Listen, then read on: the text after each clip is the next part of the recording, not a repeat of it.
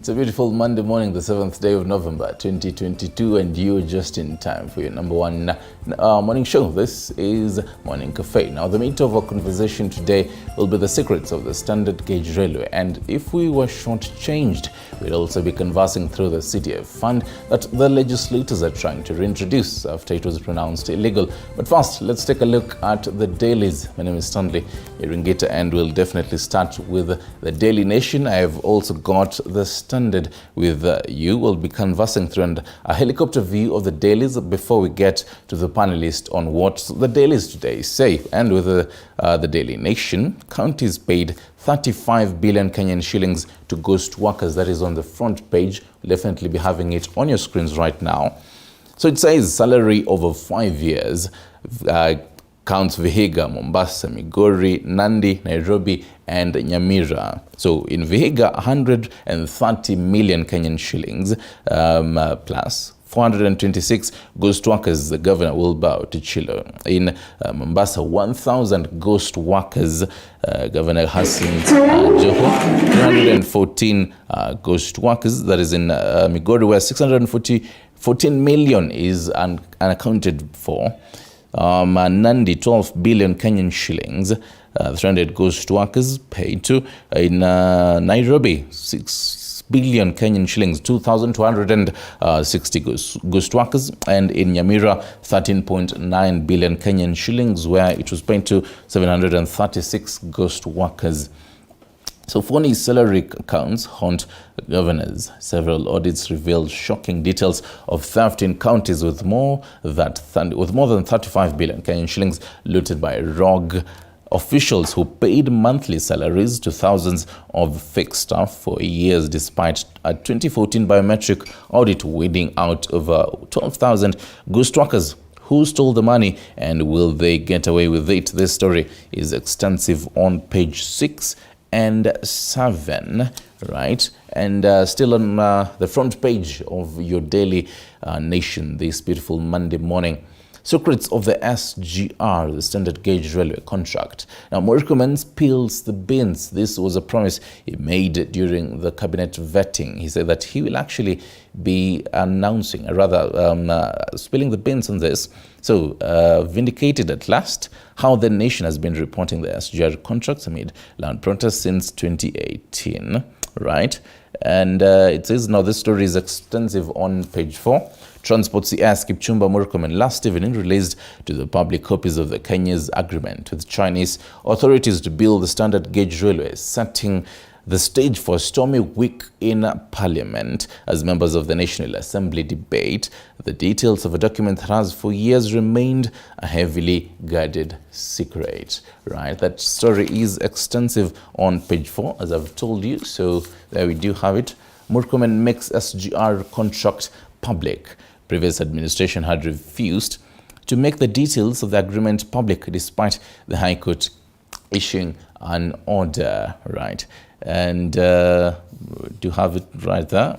Moving on to something else on page 10 of the Daily Nation. This will also be meat of the conversation this particular morning. The criminal justice system prosecuting officers will clean up service, Nuruddin Haji says. So the DPP assures police officers that only those misusing powers will be targeted. A number of senior officers to be prosecuted for the death of Baby Pendo and other rights violations in Kisumu. So Wadinet Rights Groups urges DPP to investigate KWS and KFS officers for violations. This probably, the whole net might also be wider, and taking a look at how the whole chain goes and how deep this whole mess goes in matters extrajudicial killings and who is responsible for what and what, right?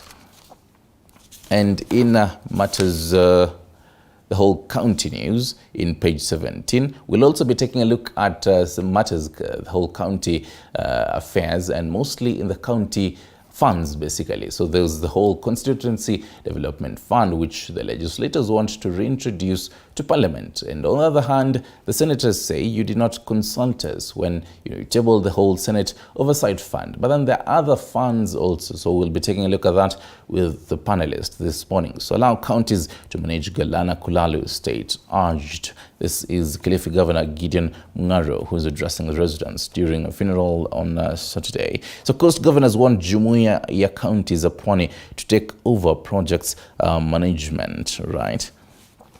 Let's take a look at what the Standard has. Truth on SGR billions. Another whole, the meat of our conversation this particular morning. So contract. As the government pledges to extend the standard gauge railway to Kisumu and eventually Malaba, the controversy around the initial works seem to be here to stay. A pick through the contract between Kenya and China to construct the railway shows the country could have sold its soul. The story is extensive on page 4, 5 and 6. So there are some sticky issues on the front page of the Standard this morning. And these are questions that I'll be posing to the panelists. So did the president breach part of the government's promise when he issued an executive order to have cargo cleared the port and not the inland container depot in Naivasha? What are the implications of this? And the Transport CS yesterday fulfilled his promise to make public the contract on the SGR. Will the revelations impact the decision to construct a line to the Ugandan border? And also we'll be taking a look at this is the whole Secrecy Act. So what is the implication on that? The fact that these documents have been made public. And just to also take a look at what the front page of the Standard says at above it says 19 dead after plane crashes into Lake Victoria. This was some sad state of affairs yesterday. Also talks only way out of Russian war. Then below it, the COP27, which basically actually started yesterday. So world meets in Egypt amid warning of climate disaster. The Standard has it extensive on page 8, page 12, page 13 and page 14. So on the page 3 of your Standard this morning, Carnegie Medal of Philanthropy, Chandario bags the first in Africa.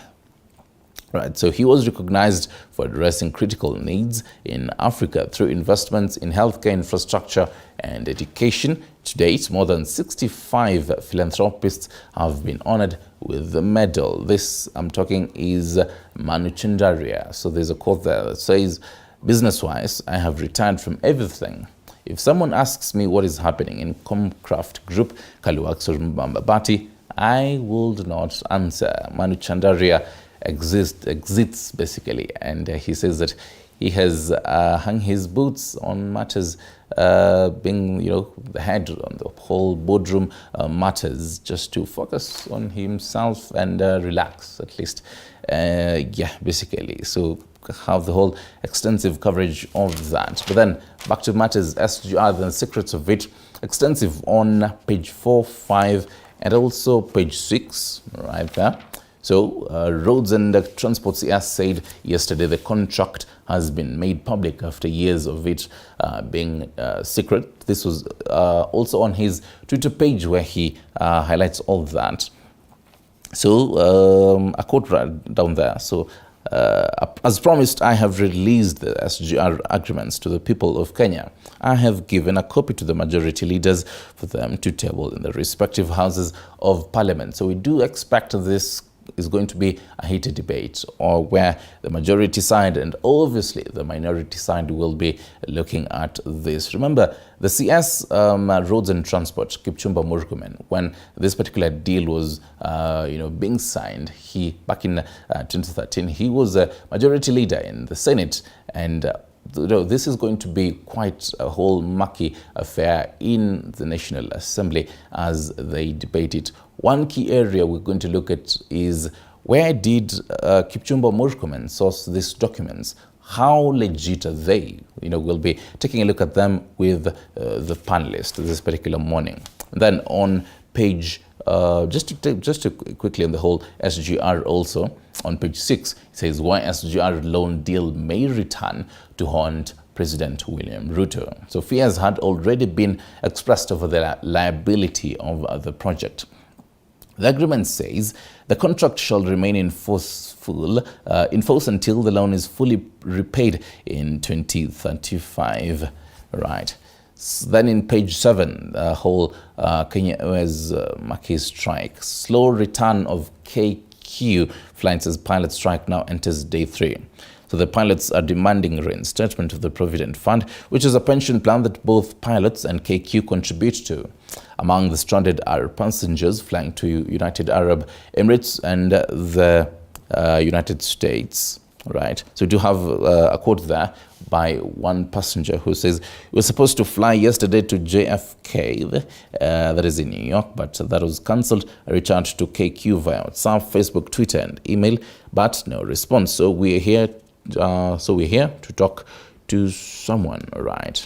And also in page 7, matters of courts, the corridors of justice. Farmhand in Mwangi murder prompt to appear in court today. Right. That is the whole John Mwangi, the murder case where Gladys Chania, Kimbu politician, was one of the suspects of that particular murder. So we're going to definitely be updating you on that particular matter, where the farmhand will be appearing in court today. Right. Definitely then now to matters, page 10, quite sad state of affairs yesterday. 19 dies, Tanzanian plane crashes over bad weather. So the number of passengers, 26 number of passengers rescued and taken to hospital after crash. There were 43 people on board the Precision Air lift also. Then let us take a look at page 15.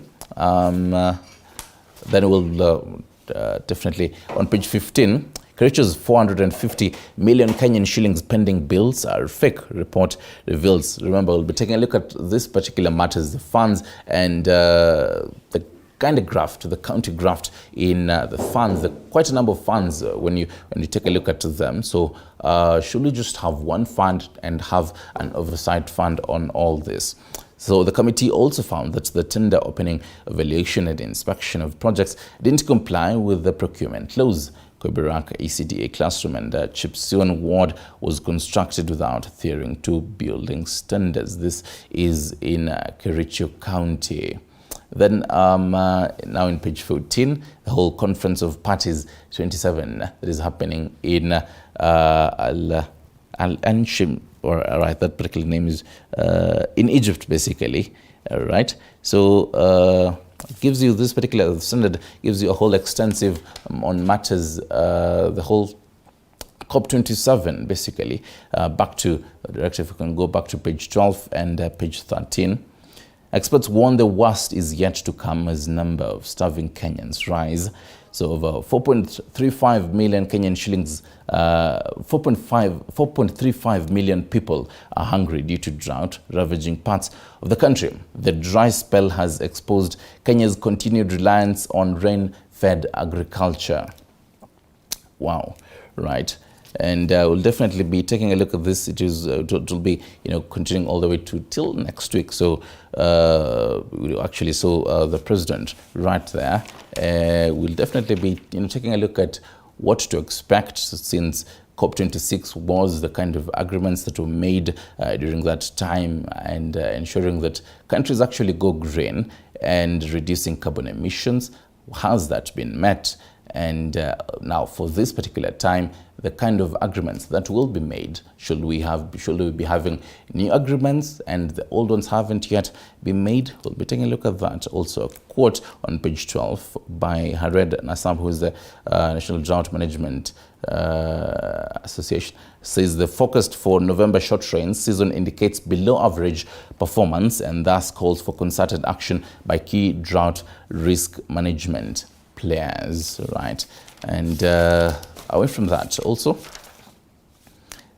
basically on page 19 also quite reflects the whole matters climate conferences will forever remain talk shops if the proposals are never implemented. Basically what I'm talking about. Yes, Sharm el-Sheikh. That is what the name that I was looking for, Sharm el-Sheikh in Egypt. So in the next several days, the world's government and private sector leaders will be meeting in Sharm el-Sheikh, Egypt, to discuss the ever-growing threat of climate change. You can take a look at that at the Standard in page 19, and obviously extensive on both dailies. Remember, I was just taking you through a helicopter view of what the dailies say, but then we'll be getting into the meat of these particular stories later on with the panelists. I'll be introducing them later on. But then let us take a look at what is happening in the current affairs right now. So the Director of Public Prosecutions, Nuruddin Haji, while launching a publication geared towards enhancing good practices in preventing and countering violent extremism in the country, said it will serve as a roadmap in the fight against terrorism and serve as a point of reference for the criminal justice agencies in the region. Nuruddin noted that the document is aimed at advocating for a human rights-based approach to preventing and countering violent extremism.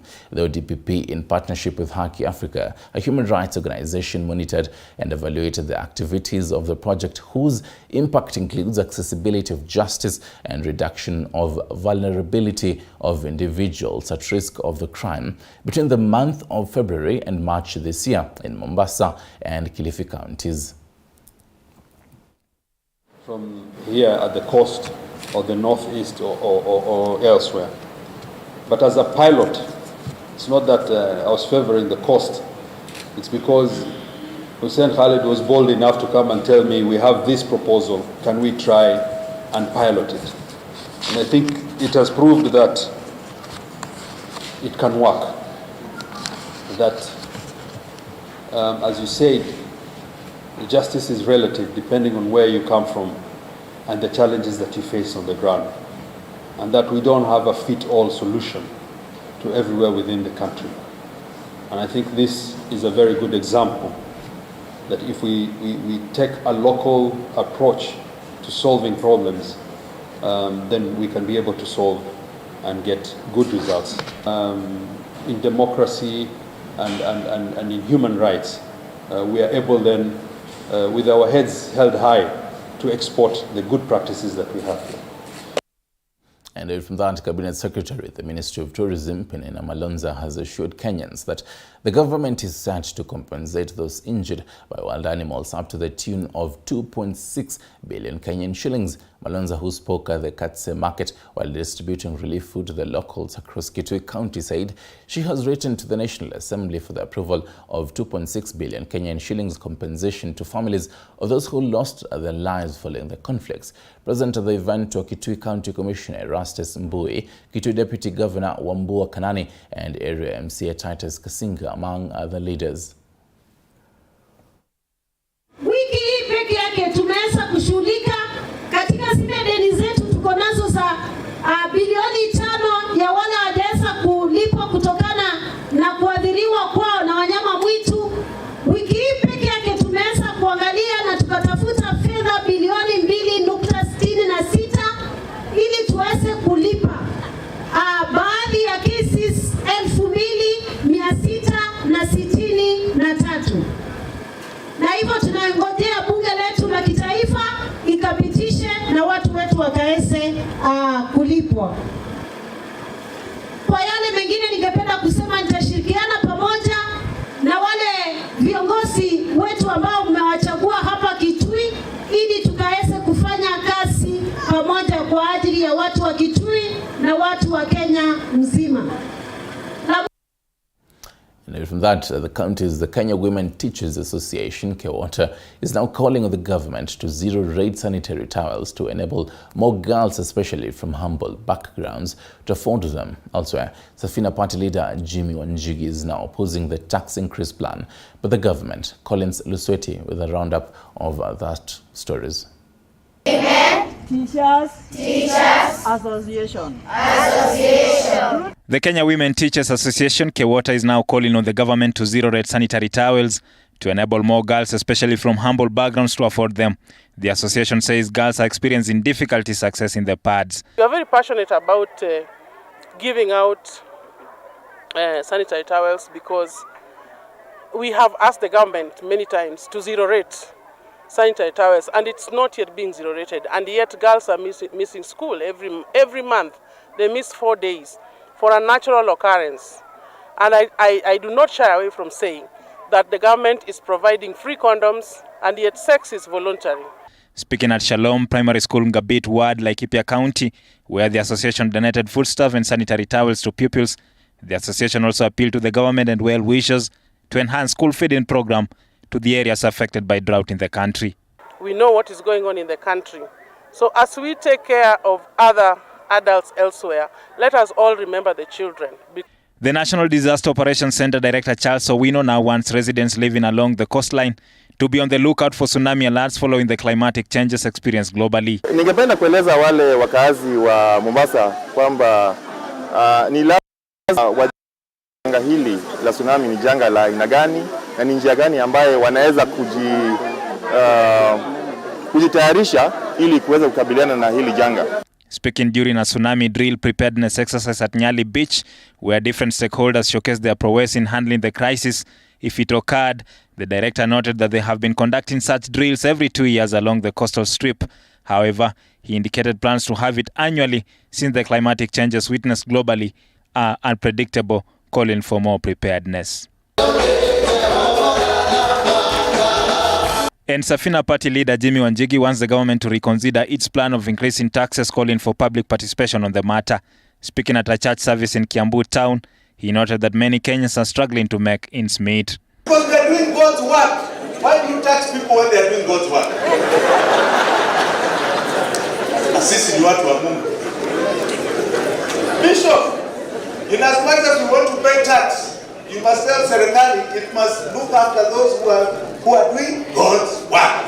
And finally, the family of Esther Njoki, an 80-year-old grandmother from Kiamba village in Githunguri, Kiambu County, who was murdered at her house on July 1st this year, is questioning the slow manner in which investigations have been carried out by DCI officers from Githunguri police station.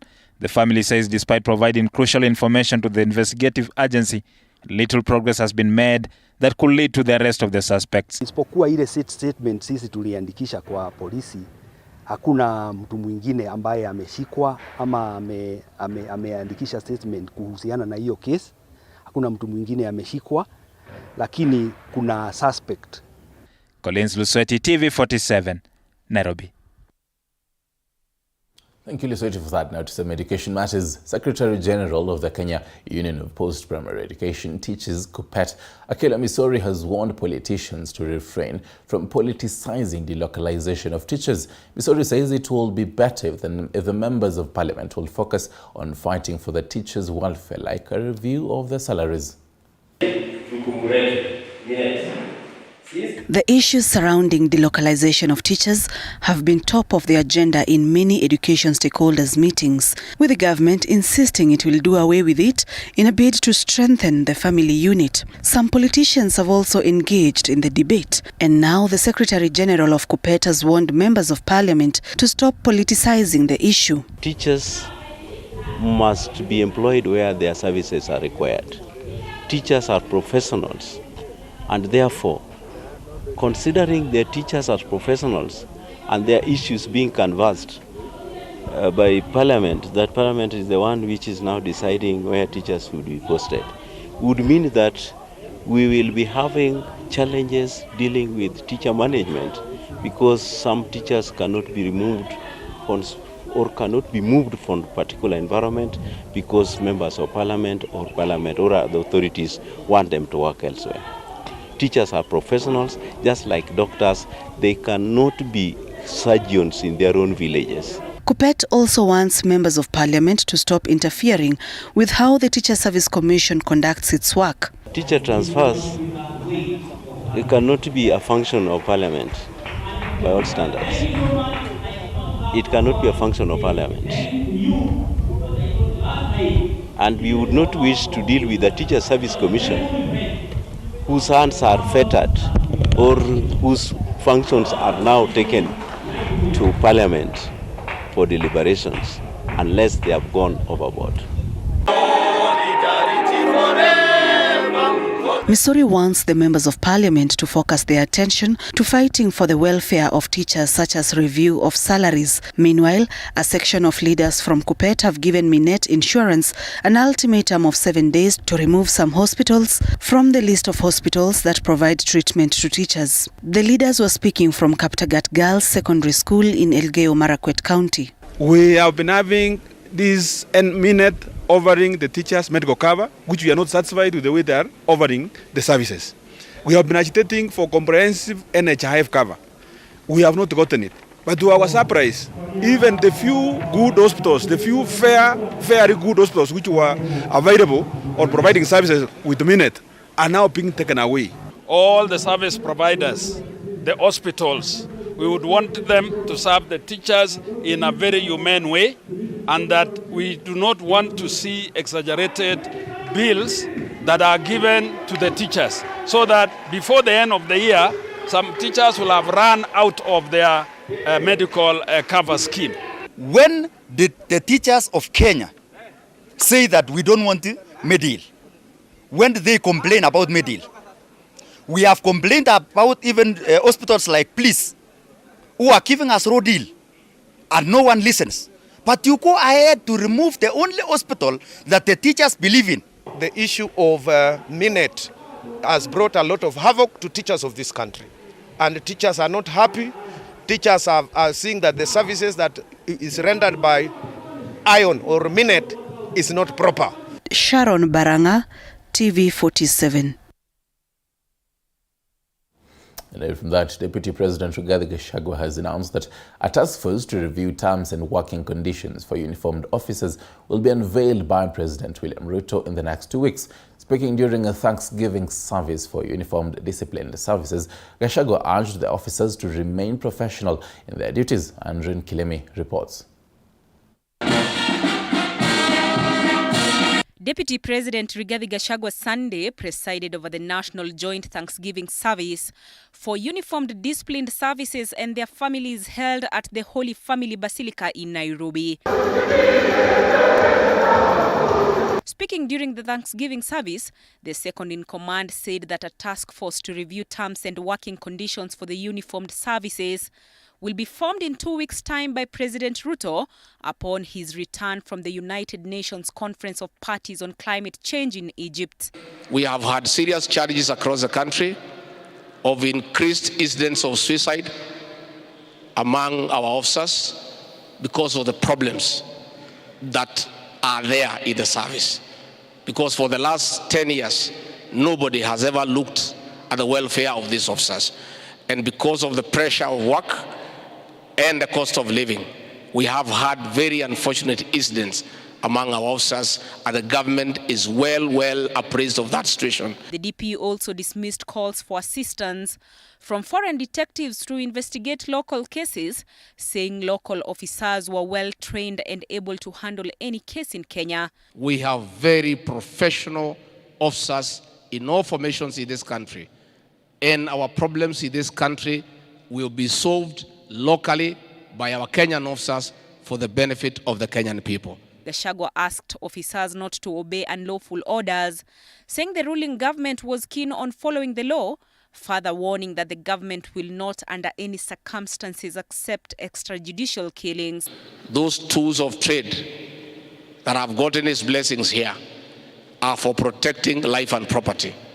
We cannot turn those tools to harm the very people they are supposed to protect. The annual event was jointly organized by the Kenya Police, Kenya Prison, Administrative Police, Directorate of Criminal Investigations DCI, Kenya Wildlife Service, Kenya Forest Service, and the National Youth Service.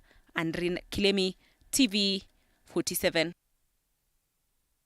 And now to some sad state of affairs. 19 people have been reported dead after a precision airplane crashed into Lake Victoria in Tanzania. Reports made by the state-owned Tanzania Broadcasting Corporation, TBC, says that the aircraft crashed while attempting to land at an airport in Bukoba. The plane had a total of 43 passengers, 2 flight attendants and 2 pilots who were also perished by around 2 p.m. yesterday. On Sunday, the rescue team had managed to save 26 people who have been who have been rushed to Kagera Provisional Hospital for treatment. Jamani, ajali. Yo, tumepata ajali. Bukoba. Jamani, maskini.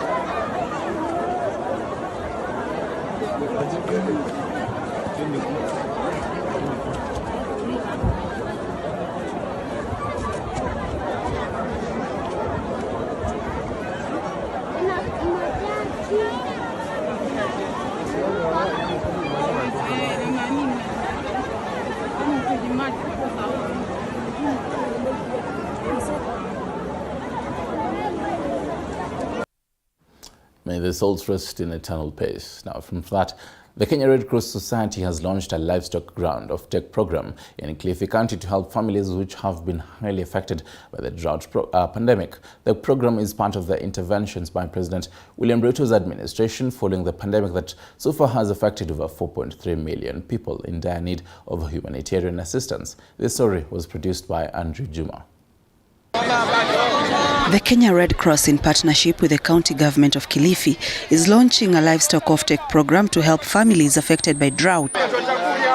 Speaking in Ganze, the Kenya Red Cross NEC Program Standing Committee member Marjan Ramadan in Kilifi say that they have managed to get relief food from the national government, including 5,000 bags of rice, 800 bags of beans, and 600 cartons of corned beef for all those affected by drought. Sisi leo tukiwa hapa Kilifi tumekuja na tumepata ruzuku kutoka serikali kuu ya magunia zaidi ya 5,000 ya mchele, magunia zaidi 800 ya maharagwe na katoni zaidi ya 600 yaani nyama ambayo ilitengezwa mzuri nyororo corned beef zaidi ya 600 kwa wakazi wote wa eneo hili. The program, which was officially launched by Kilifi Governor Gideon Mungaro, it's also done in line with mass relief distribution exercises going on in the counties affected, including Kilifi, which is among the worst hit by the drought. Tumesema dharura ni watu wapate chakula sababu kulikuwa hakuna mvua. Lakini mbegu pia tunafuatilia. Mambo ya mbolea, msiwe na wasiwasi, mbolea ile ambayo ilitangazwa na serikali ishafika Kilifi, iko pale kwa cereals board. Na baada ya kugawanya chakula tunatafuta pia mbegu ili mbolea na nyingine. Mkishapata chakula kwanza mkishiba, hivi karibuni pia mbolea itafata na mbegu ili mvua ikinyesha watu wapande. Hiyo basi ninashukuru na msaada huu, lakini itakuwa hivyo kila siku. Ninafuga hii nisaidie. Si kwamba ninafuga wakati wa kama hivi kiangazi nipeleke huko. Hii niwe kama sitimu moja, lakini siwe ni kazi ya kila siku. The national government is spearheading the livestock ground offtake program, which seeks to buy animals from drought-stricken families, slaughter them and distribute them in the affected areas. Hasa wale ambao ni watoto wadogo, yani tunajua zile tarakimu, idadi ya wale watoto wadogo ambao chini ya miaka 5 na wale ambao hasa chini ya miaka 5 ndio hata za wale ambao wanaanza chekechea. Wamekumbwa sana na ugonjwa huu, matatizo haya ya kutokuwa na lisho bora. Ganze Member of Parliament Kenneth Kazungu said he had the national government plans to build 100 dams in the county. Tunaomba kama damu 2 zije zijengwe huku. Kuna mto wa Kajiri pale Nzofuni, kuna mto wa Kafuloni, kuna mto wa Rare. Hizi ni mito ambazo wakati wa mvua zina maji mengi sana. And Kenya Air's pilot strike entered the second day Sunday after more than 350 pilots declined to return to work despite a 24-hour ultimatum issued by the KQ management Saturday. Some of the pilots, however, returned to work and made a total of 6 domestic and international flights. And as our reporter Mike Agongo tells us, some stuck passengers were transferred to different airlines to reach their destination in time. For the second day running, long queues were witnessed at the Jomo Kenyatta International Airport in Nairobi as the pilot strike paralyzed operations. A spot check at the Jomo Kenyatta International Airport revealed that most passengers were stranded after their flights were either cancelled or rescheduled. But as time passed, the more their hopes diminished as the KQ management was busy strategizing on the way forward. I came here and I was told all the hotels are full up. So I had to go and look for accommodation for myself. I don't know whether I go to Mombasa and then come back this time. Tomorrow I'm supposed to be working. If I don't go to work, I'm sacked. I will miss the opportunity to represent my country, and for that, because this means a lot to me, so I think it will really impact, it will really affect my course, because I want to really represent the country. The pilots who are rostered to operate flights today, none of them showed up for their flights, and as a result of which we have started the disciplinary process, like we said yesterday. While more than 350 pilots went on strike on Saturday, some of them were ready to carry on with their duties to salvage the situation in the company that could lose 300 million shillings per day due to the strike. Early Sunday, Kenya Airways announced the resumption of operations of a total of 6 flights amidst the pilots' strike. The routes include Nairobi to Entebbe at 12:45 p.m., Entebbe to Nairobi at 2:45 p.m., Nairobi to Mombasa at 1:30 p.m., and Mombasa to Nairobi at 3:30 p.m. Others were Nairobi to Lusaka at 5 p.m. and another one Nairobi to Lusaka at 8:20 p.m. A help desk has been set up at JKIA Terminal 1A to assist stranded passengers. According to KQ Chief Executive Officer Alan Kilavuka, the pilots who went against a 24-hour ultimatum set on Saturday will face disciplinary action immediately. We are still open to talks, meaningful talks, but the most important thing is that these talks need to be held under the condition that they return to work. Because as we have said before, this is an illegal strike, it is an unlawful strike, because the courts have declared it unlawful. It's a HR manual, so we'll take them through a fair hearing as prescribed in our HR manual, up to and including termination of duties. Some passengers were also transferred to different flights in an effort to reach their destination in time. They are actually coordinating with other airlines to ensure that the passengers who were booked previously on KQ have an alternative transport to their locations.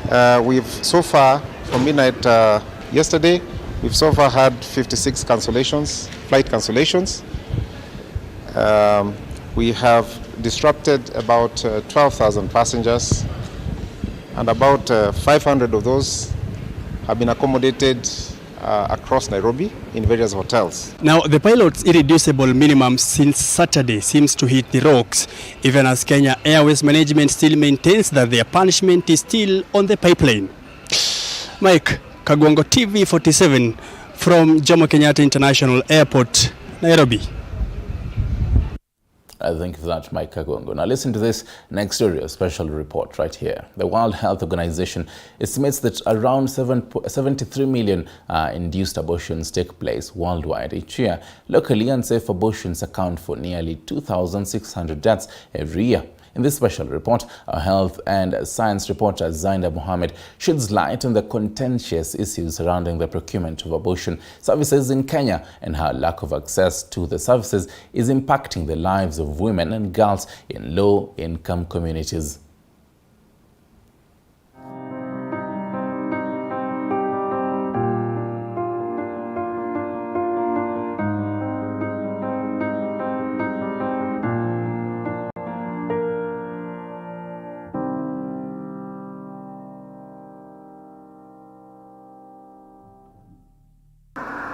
Amina, not her real name, is a rape survivor. At the age of 15 years, a cousin entrusted by her family to teach her Islamic teachings took advantage of her. Kuna cousin yangu alikuwa amekuja kuishi kwetu. Sasa huo cousin yangu alikuwa ni mkubwa kuniliko kabisa, na alikuwa amekujaga kufundishaga mambo za dini. Sasa parents wangu walikuwa wamemwacha tu ili akage hapo hivyo mambo ya dini. Mimi sikuwa najua hata kama ni mtu mbaya, juu alikuwa anatufundisha. Sasa ilifikaga mahali ile akaanzaga uchokozi, naona tabia yake ilikuwa mzuri na mimi. Mimi ilifikaga mahali huo cousin yangu alikujaga kanishika. Na bila alinishikaga mimi ni kitu yani nilishindwa nitafanya nini juu nilikuwa niko shule, niko form 2. The awful act resulted in an unwanted pregnancy. Nilikuwa naanzaga hiyo kulala, mamangu akija uniza, wewe mbona unalala mchana? Hizo signs za mimba unajua vile inapelekaga mtu mbio. Sasa mimi nilikuwa naogopa, na nilikuwa pale kwa tunaishi watu walikuwa yani ni watu machua, yani unapata msichana ni mdogo lakini msichana ni mjuaji, amejua vitu mingi kabisa. Nikamwambia mimi vile mambo imenifanyikia mimi najishuku ni kama niko na mimba. Sasa hiyo mimba yangu ilikuwa ni ilifika mwezi 2. Living under staunch Muslim parents, Amina knew her parents would not have it. In search of a quick solution to get rid of her unwanted pregnancy, she bumped into one of the worst ordeals of her life. Rafiki yangu, hata siwezi mtaja jina, akaniambia mimi naweza kukusaidia, juu alikuwa kwa mkubwa wangu kidogo. Akaniambia nitakusaidia lakini mimi naogopa, hii ni between death na life kabisa. Ni rafiki msichana, sijui nitakusaidiaje juu kuna aunti yangu, na huyo aunti yangu ni yule mama wale wajuaji kabisa, anaweza fanya nini, anaweza kukusaidia.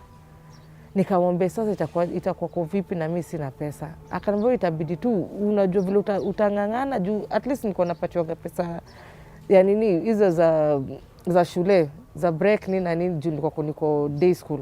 Niko hapa Kamkunji. Mimi ilibidi niliendaga, huyo best yangu akanipelekaga hapa Pumwani kwa mama place inajiita Mashimoni. Hapo ndo nilienda, kulikuwa na wasichana kadhaa, ni place yani hata uwezi explain. Yani hakuna usafi, hakuna yani hygiene. Na hao mama nile utakubali utazaa ama utatoa. Ni wale mama hata yani hata sijui nitaisema vipi, hawana huruma. Sasa mimi niliingia kutoka hapo kwanza ndio na msichana amebleed. Alikuwa amebleed vibaya kabisa. Yani nilikuwa yani nashindwa nitaanzaje. The horror that is an unsafe abortion almost cost her life. Ikafika time yangu, mimi nilienda, kuna shule nyingine kubwa kama zile shindano zile zilizodungwa nini inaitwaje ng'ombe. Hiyo shindano ndo liingizwa na kuvutwa. Kai.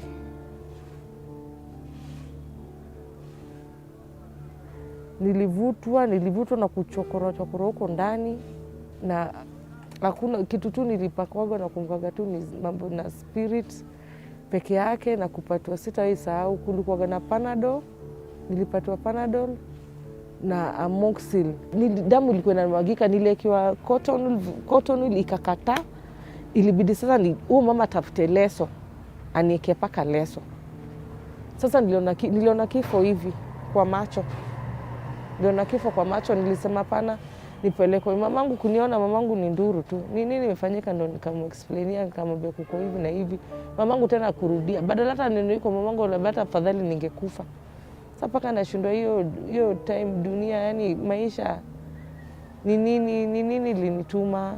Ningejua ndajua ni kasi, jule ni ndugu yangu. Ni kama kasi kwa family, ni ndugu yangu. Kwa nini nilifanyika? Fast forward to today, she has a limp and can barely walk properly. Her biggest nightmare has been carrying a pregnancy to term with 2 miscarriages already. Nilikawia, sino nakwambia nilikuwa najua nimeshika mimba na kosa periods hata 2 months. Najua niko na ball kabisa. Nikienda kupima na niko na mimba, nasikia tena imemwagika.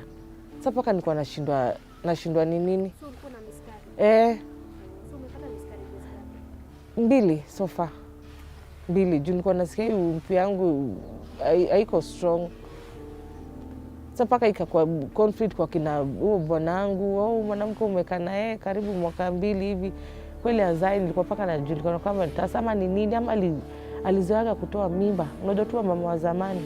Mlikuwa mnaizina nini? 32-year-old Sana Ombima also got pregnant at just 16 years old. He was so good to me. Kienda shule ananifanyia shopping, ananipeleka shuleni. Kuna meeting shule, he comes to school as my uncle. Because of course he was older than me. Ananishinda na 11 years. He was way older than me. So kama kuna visit shule, he comes as my uncle. Visiting day, he just comes because nobody used to come. So he just comes. Things went on, hivo. Before I know it, I'm pregnant. The young, naive, school-going girl knew she would lose her scholarship should she carry the baby to term. Determined to get rid of the pregnancy before school holidays end, Sana experimented with all sorts of traditional methods. Majani conk, nilikuwa najitolea hata nikiwa na pesa yangu niende ninunue a whole packet. Ni dissolve yote, nijaribu kuchunga, nikunywe. Nikajaribu nikaona, for about 3 days it's not working. Sisikii pain yoyote. Sioni any blood. So na change to something else. Mwarobaini. Kunywa mwarobaini, niliambiwa anything bitter haiwezi kubaliana na mtoto kwa tumbo, atatoka.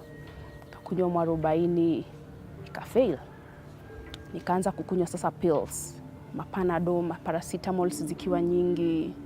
Of course it is a stupid thing to think of. But sasa for me it was kinda a solution. Kakunywa hizi pills wapi? Zikakataa. Naambiwa ma concoctions zozote. There is another concoction aliniletea. I don't know it was a mixture of what, but it was very bitter and it had this smell. Ushaiona dawa imewekwa that inaanza kutoa smell fulani. I drank that thing. Nothing happened. However, the methods seemed to have little to no effect on the pregnancy as it grew bigger by the day. The now desperate young girl sought counsel from an older woman who directed her to what she describes as one of the most crude forms of unsafe abortion. Kanaambia sasa juu huyu wako ni kichwa ngumu, there is a mama. Tunavuka mto mbali sana. This mama is known for kuingiza mtu hanga. You see hizi hanga za chuma, there's a way inakunjwa and then unaingizwa hiyo hanga and then anakuchokora nayo, anaenda kudistract ile formation ya mtoto and then sasa abortion itakuwa imehappen. Kamwambia, you know what, let me sleep over that, let me think it through. So I thought, hii mimba ikiwa kidogo sana, nilianza na kwencha. Nilikunywa a whole 5 liter ya kwencha in the quest of getting rid of this baby. Hakutoka. Nimekunywa majani, huyu mtoto hajatoka. Nimekunywa all these concoctions nimeletewa. Now, am I this desperate that niende niingizwe waya? What if something happens and I die in the process? Having tried different methods in her first months of pregnancy, Sana feared for her life and opted not to go ahead with the procedure. She was forced to drop out of school in order to raise her baby boy. Life couldn't have been harder for the young mother. Alikuwa anaamka anateta but still anapika ananipe. She could feed me but ushaipewa chakula na maneno. Chukua kule ndio huyo mtoto akue mnono ndio nini na nini uzae, ni badala ya kwenda kusoma ulienda kutafuta mimba. So she would she'd give you everything but na maneno juu yake, yani just to make you feel more guilty and feel bad about yourself and everything else. But again, she's your mother, she's doing everything na anakutukana, so it was better for me. So akanambia, now you know what, you're just going to give birth and then when you give birth you can go back to school. Her son, now 20 years old, is the apple of her eye, but the mother of one can't help but wonder how access to safe abortion would have shaped her life differently. Thinking about it now, it was a horrendous situation. Thinking about it now. But then, I was a survivor. My child was a survivor. We were okay with anything because hatukuwa na chetu. Ile besheni mama yangu anapatia ng'ombe nayo maji. Patia ng'ombe nayo maji, kimaliza tunafulia nguo zetu, tukimaliza na rinse mtoto na muosha. Hakuwa na besini yake. Haikuwa ati na sabuni yake, ya wapi ya nani? Who is going to give you that? Hizo privileges unatoka wapi? Unatoa wapi? Ng'ombe ikihappen kupata hako kasabuni hapo ikule, ni hivyo. It was survival for the fittest. And I survived.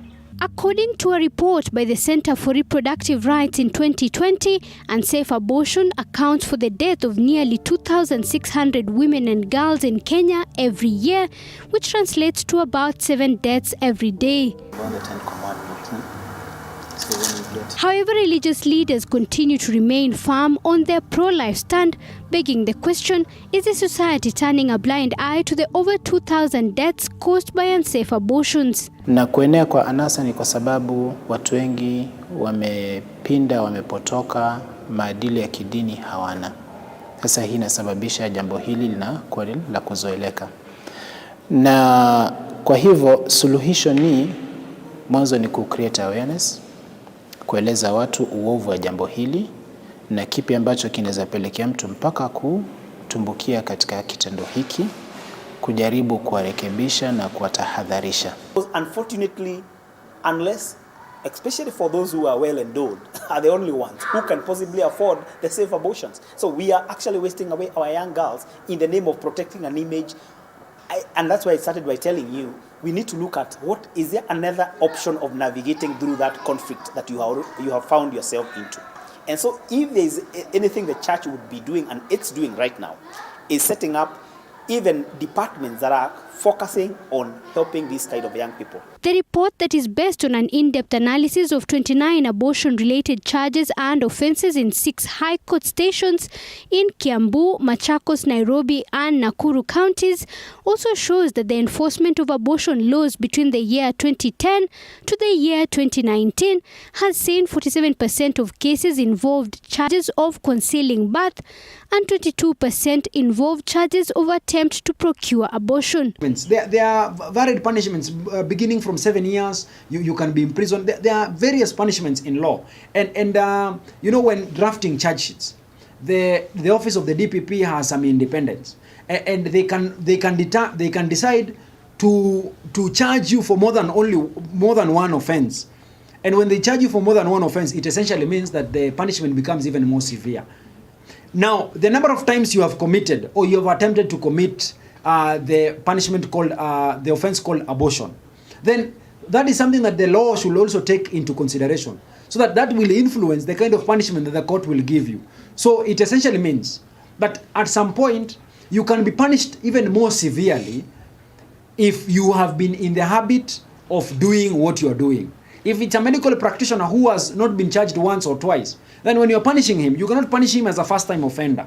You will punish him so severely so that it now becomes a lesson to him and to others as to how to deal with cases of abortion. Pro-choice advocates are seeking for a repeal of Section 158 to 160 of the Penal Code to seal legal loopholes such as the provision of post-abortion care in government facilities vis-a-vis the conditioned provision of abortion services in those facilities. Conducted an abortion in a manner that is not required or lawful, then what we'll do is we'll give you post-abortion care, we'll save your life. But after saving your life, we're going to subject you to a trial so that we can ultimately convict you for having killed a life. A child who has been bestowed with the responsibility, constitutionally so, with safeguarding the Constitution. Abortion remains one of the most contentious issues in the world today, with world leaders such as the United States of America recently overturning the ruling of the Roe v. Wade case, a landmark case that ruled in favor of choice versus life. Judgments, especially one in Malindi, decided by Justice Ruben Nyakundi, he made a decision where he saved some lady from prosecution who was conducting an abortion after, it is said that she got the child from some rape or some defilement. So I know in that judgment the court makes quite a number of references from the Roe v. Wade decision that was decided in America. Even as the world continues to debate whether or not the promotion of safe abortion is beneficial to its societies, one thing is certain: more women and girls will continue to perish from what WHO terms as the leading but preventable cause of maternal deaths worldwide. Zainab Mohammed, TV47, Nairobi.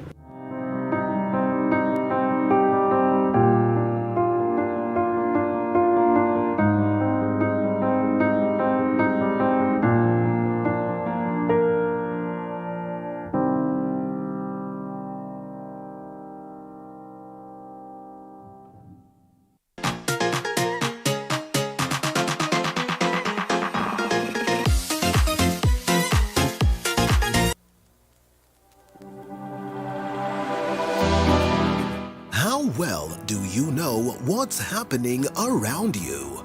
Morning Cafe with heated political debates.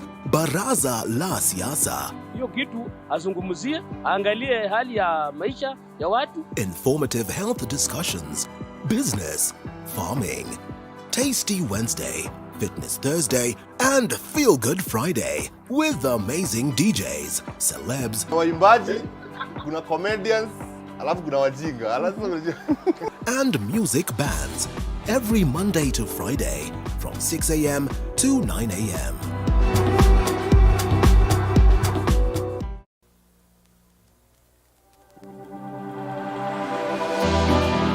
How well do you know what's happening around you? Morning Cafe with heated political debates. Baraza la Siasa. Hiyo kitu azungumzie, angalie hali ya maisha ya watu. Informative health discussions. Business, farming. Tasty Wednesday, Fitness Thursday, and Feel Good Friday with amazing DJs, celebs, waimbaji, kuna comedians, alafu kuna wajinga, and music bands every Monday to Friday from 6 a.m. to 9 a.m.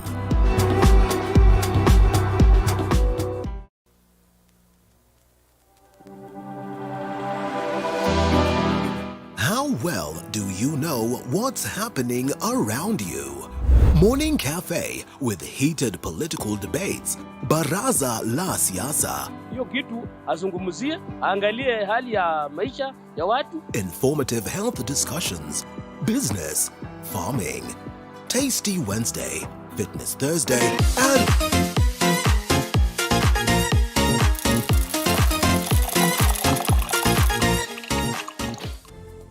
Well, thank you for staying with us. This is Morning Cafe, some 57 minutes past 6 a.m. and basically 3 minutes to 7 a.m.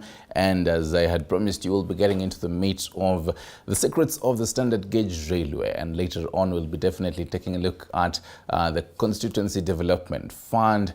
And also, we'll be taking a look at the whole face of opposition. And right here with us, Ben Kinuthia on far right, a lawyer, and also Noordin Kagai, an advocate, and obviously Benji Ndolo, police expert. You're great? Yes, thank you. Good morning, gentlemen. Good morning to you. Right, thank you for making time to actually come through. Let me start with you, Ben, on this whole secrets of standard gauge railway. And I think before we actually start this whole conversation, I want us to listen to what the Cabinet Secretary of Roads and Infrastructure, Kipchumba Murkomen, said on basically, spilling the beans on all these documents. Then we can actually now deep dive into this. We have that. Can we have it? Not yet. All right. We'll definitely be playing that. But then, Wakili, all this basically the whole secrets of the SGR.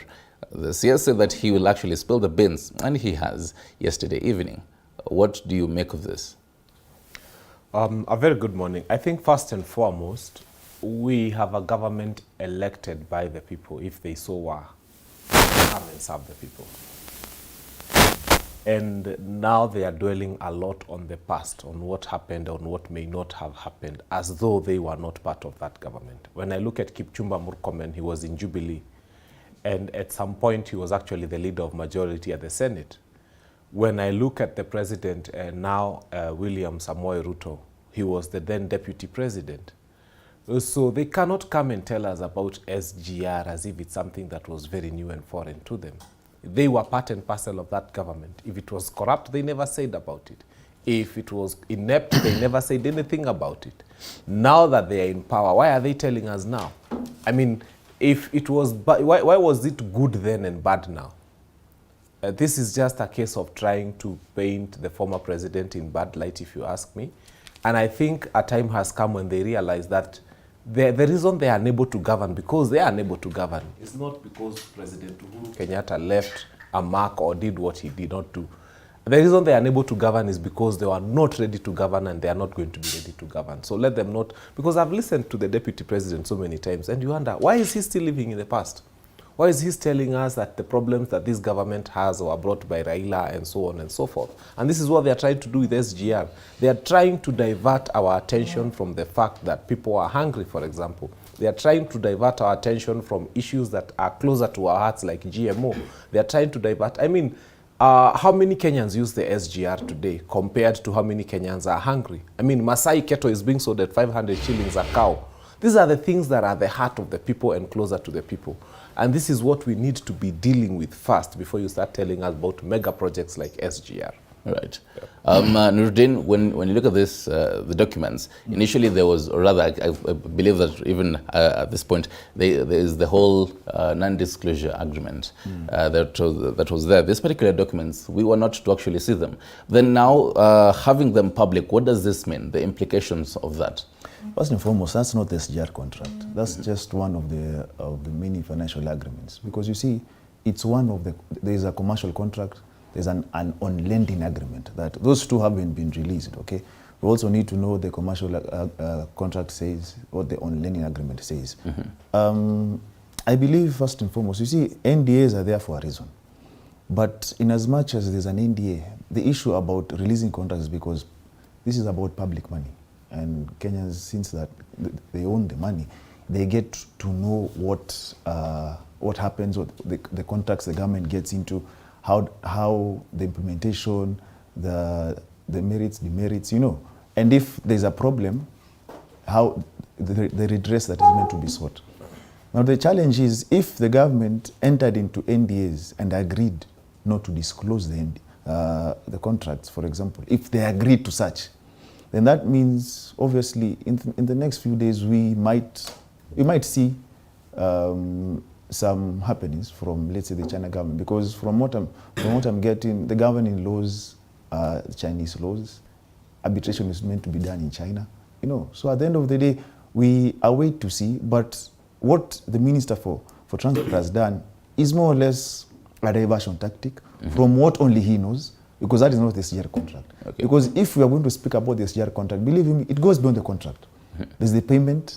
We also have to look at the payments for, under NLC, because, you know, some land was actually acquired, you know. So there's a lot we're going to look into, because SGR actually put the former president at loggerheads with some of those who supported him before he went into office in 2013. One of them is Jimmy Wanjigi. So it tells you there's a lot of interest around SGR. There are those who benefited, there are those who didn't. And basically, before we actually get the clip by Kipchumba Murkomen during the CS vetting, what should, because you say this is basically not that particular document. It's a financial agreement, one of the many financial agreements. What should that particular agreement contain, so that we know this is the original law? We are waiting to see the debate in Parliament today, tomorrow, because I think they resume tomorrow. Yeah. We're waiting to see what both leaders of majority, the Senate and in the National Assembly, will table before Parliament, so that we can actually discuss that. But you see, at the end of the day, the contract that you envisage or you wait to see, because there are guidelines that we need to know on how they were entered into. We need to know in case of default. There are certain issues that we need to understand. And so moving forward, you know, the problem is that we politicize it. Moving forward, we need to understand the context around the SGR, because you see, it's more or less like there's a blanket cover. Some things are hidden. Okay. Some payments somewhere, the accounts. You know, when you talk about there's talk about an escrow account in that agreement. We need to know which escrow, who are the signatories in that account, right? We need to know where the account is at. So there are so many things around the SGR that need a naked eye for us to actually understand how much was spent on SGR, who benefited from SGR, because there are those who are actually in government right now and benefited, all right? So at the end of the day, when we get away from PR and diversion tactics, then we get to understand what the SGR is all about. So basically, this is a whole can of worms that Murkomen has opened. It's actually good that he's opened the can of worms, because from there now, we move towards sorting the SGR, and after that, let us open further the Eurobond now. Let us go further and open, actually let us audit the 10 years. And I'll tell you for free, it won't be easy, because some people who are in office right now will not be comfortable because it will touch on 1 or 2 people.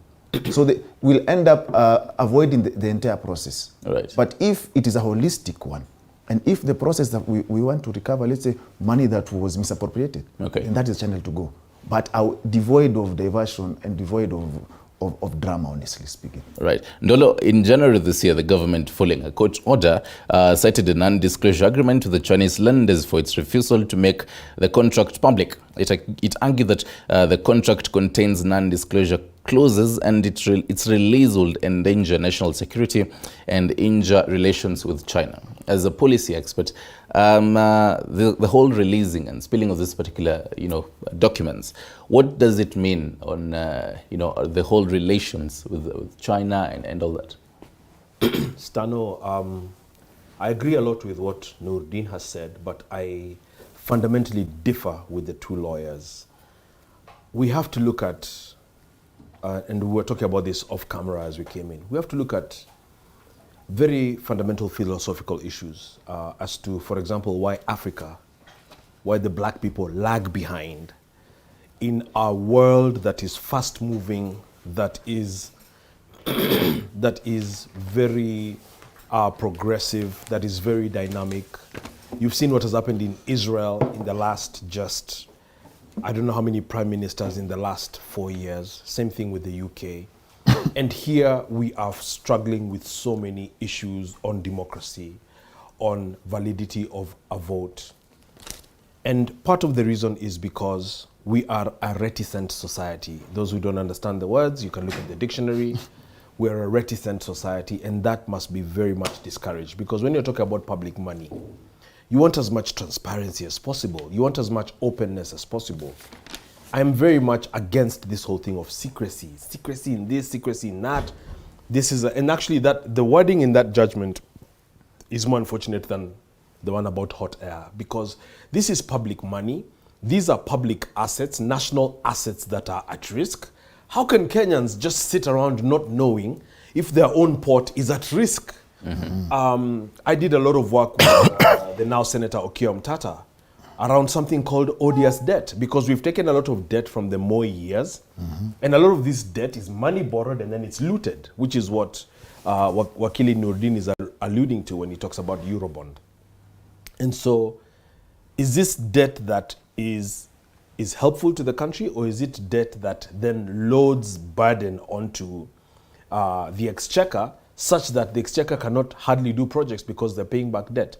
And so, Stanley, the issue here is a very complex and unfortunate one.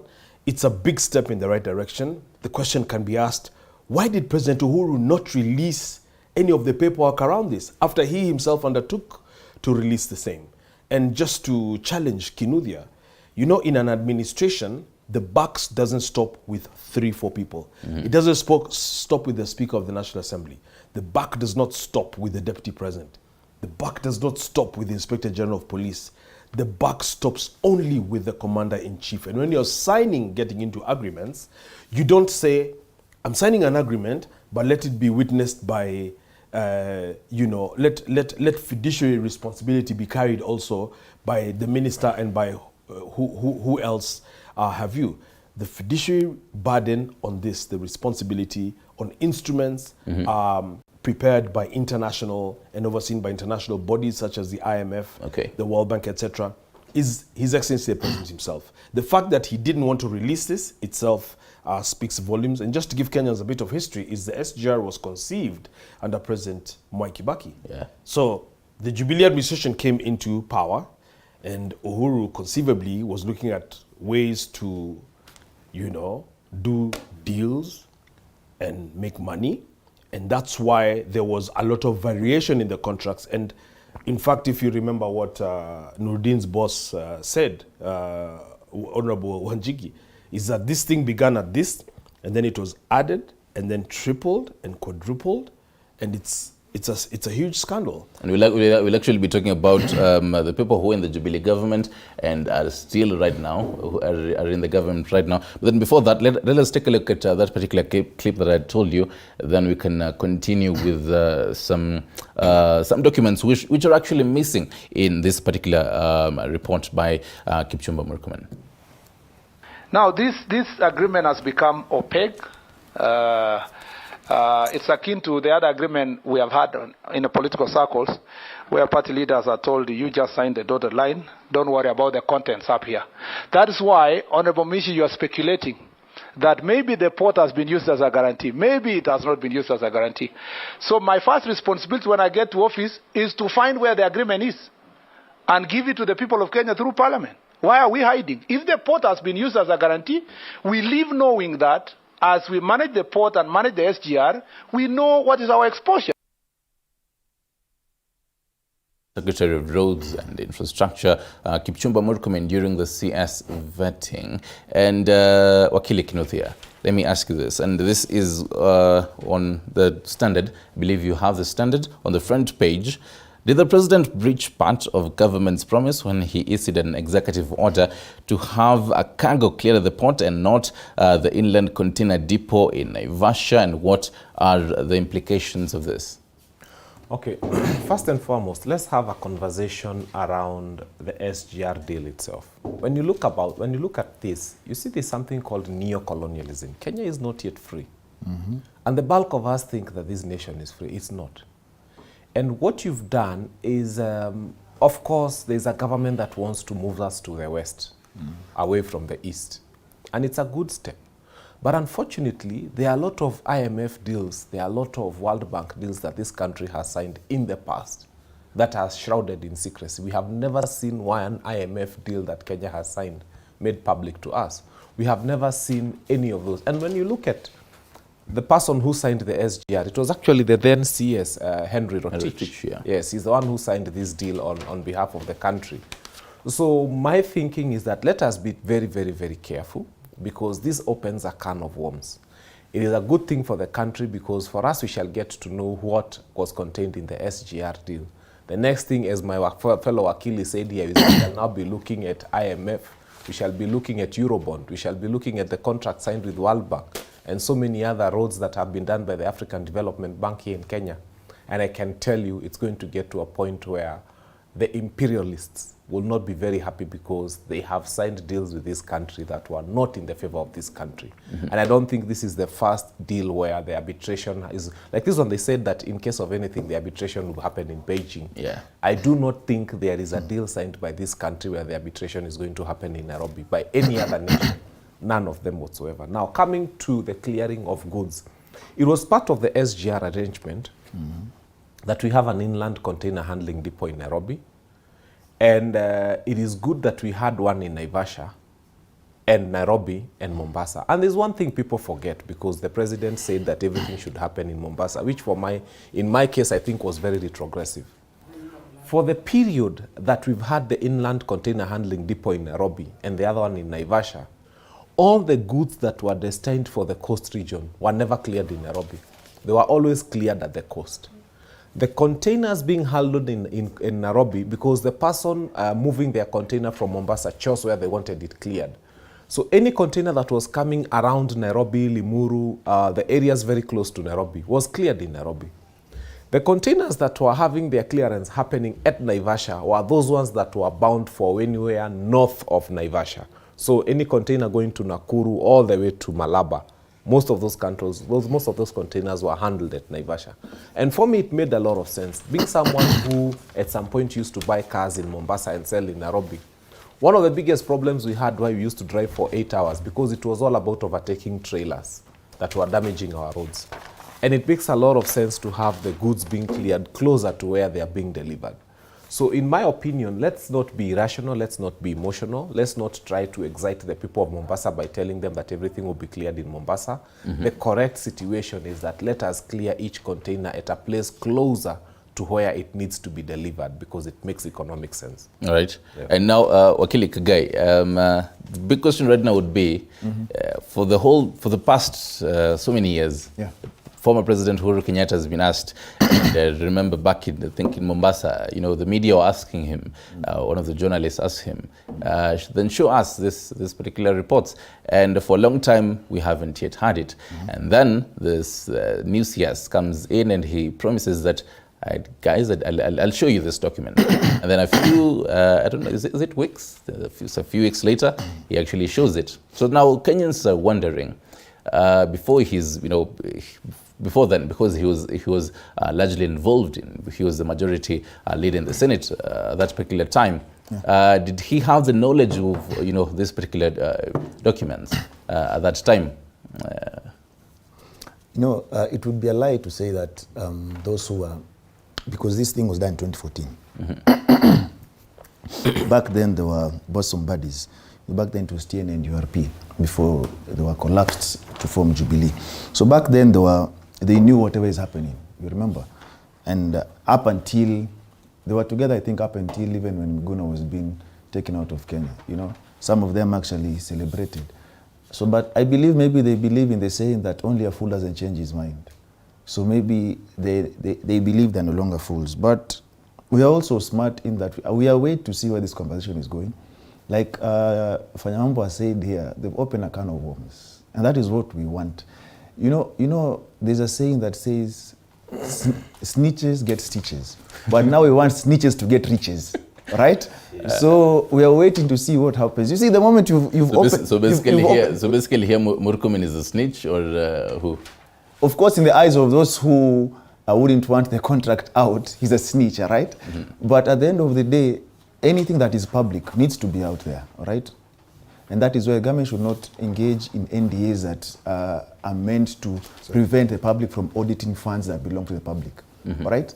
Right now, the trade minister is meant to have an agreement with the US Trade Secretary. Yeah.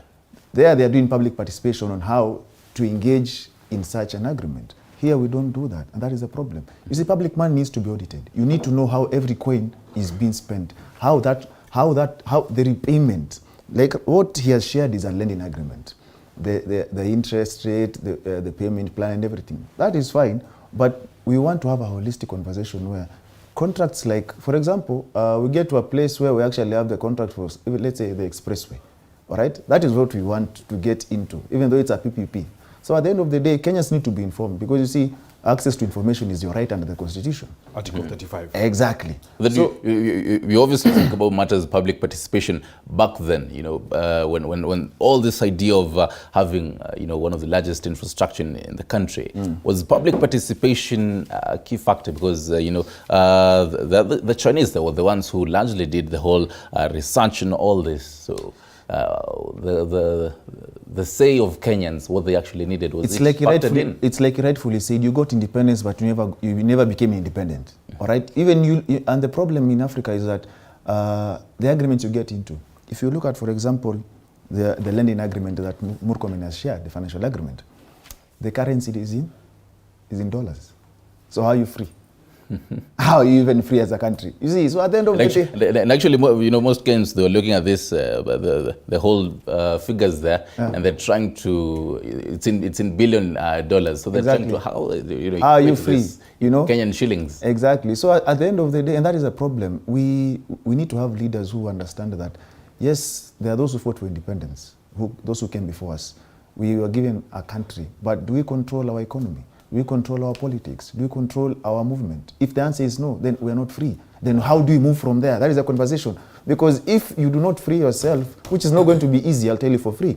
If you don't free yourself, because now we are moving from east, we're going to the west. There's no freedom. Okay, I know freedom is here, apparently. But moving from east to the west, there's no freedom there at the end of the day, because the Bretton Woods are not the best of friends, because they come with conditions as well. So I believe we need assertive leaders who, when you get into contracts with the West or the East, you make sure what you get out of there for your people is their best deal. But if you get there and you're only thinking about your commission, you're thinking about your buddies, what they get, their 10%, that is where you'll get to a point where you sell the country to earn some few coins, but at the end of the day, your people end up suffering. And when they suffer and your economy fails, you are unable to fulfill the promises that you've given them. And that is what African leaders need to understand. this issue of auction in your country so that you actually benefit is the problem. And that is why you get into contracts with these developed countries thinking that the people think that you're helping them, but in essence, you're helping your pocket. And that is what we need to move away from. And maybe if you allow me to interject, I can tell you for free, before you talk about public participation, you need to build capacity of Kenyans to do public participation on some of these things. I have attended public participation at my ward level in Waithaka, where the county government of Nairobi had come to say that they are about to pass these bills in parliament, and here is public participation.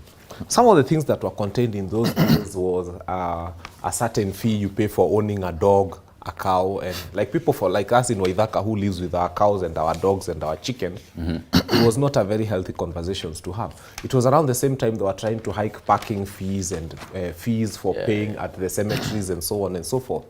Believe you me, the document came as was and left as was.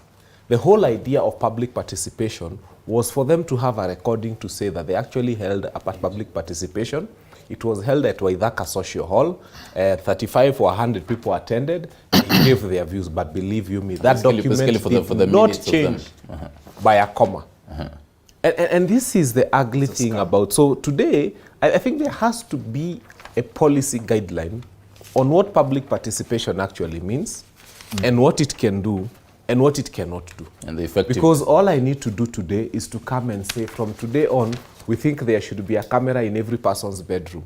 Then we say we need public participation. So we put people in Waithaka Social Hall and we tell them, si tuluambia ni vizuri kuwe na kamera kwa bedroom ya kila mtu.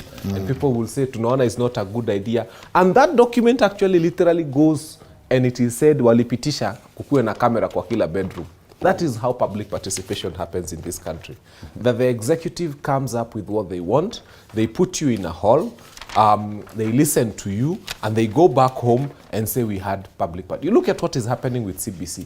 We have raised serious concerns about what we think should change in the CBC. I can tell you none of that will be captured. It's captured on video, it's put on TV, the Muslims clearings have said this and so on and so forth. Wait for the final document. None of that will be captured. What those people who have interest in the education sector, including interest in printing the books, interest in being the ones who are designing what they can be able to sell because it's a merchant economy, that is what will find itself in the CBC. Dolo, the big question Kenyans are having right now is then why are you giving us this report right now, these documents right now? You had the chance to have it shared back then. Right now we actually don't need it. What do you make of that? We do, and allow me to just buttress Nuruddin's point, which is actually my point. Without transparency, without openness, look at the headline in The Nation today. I didn't write this headline. Just look at the kind of looting by governors, because counties, unfortunately, have become bastions of corruption, even as we talk about the importance to deepen devolution. So if you look, for example, at Mombasa here, 3 billion shillings looted via the channel of, in one term, ghost workers. And we'll actually talk about that in depth later on. Nairobi under Kidero, 6 billion. Nandi County, a county where a lot of people are actually poor. Somebody is walking around with 12 billion shillings. And so what Kinuthia is talking about is basically the definition of bad governance. And just to explain to Kinuthia Wakili here, you cannot really have public participation in a country where only data shows 9 to 11% of 50 million Kenyans have read the Constitution. Kenyans have not read the Constitution. In the line of my work as a consultant, I meet even cabinet secretaries and governors who tell you, actually, I have not read the Constitution. We depend on our advisors. So if a cabinet secretary has never read the Constitution of Kenya, Nuruddin, how do you expect Mama Mboga to even understand, let alone internalize, what is the Constitution? And so that is basically the premise upon which a lot of this secrecy that breeds a lot of corruption and mega corruption then comes from. Is it good to disseminate and share the details of some of these contracts? Indeed it is. William Ruto was not in charge before. He had a boss. So his boss could not say we will release a contract and then William Ruto goes over his head and releases it. That was not his role. His role now is to lead and guide the country, to fix the mess that was there. I personally at some point thought that, if the differences were that deep, he could have resigned. Apparently the differences perhaps are not that deep. He didn't resign. He's the boss now. They said they'll release the details. They have begun. We're going to ask problematic questions such as where in Naivasha was these containers? Whose land is that in Naivasha that these SGR programs were going to? And actually, why? And actually, to also add on the whole sticky issues, the kind of questions to add also, where did he get these documents from? You see, what he did is he exercised his powers as cabinet secretary. So, as a flag-flying member of the executive, appointed by His Excellency the President, it's an order. So you say, I want the contract on my desk. You're going to get the contract on your desk. I mean, I'm assuming that you understand how government protocol works. It's not a suggestion, it's an instruction. The same thing with, and I think you saw the President speaking either yesterday or the day before about cattle rustling and using very harsh language.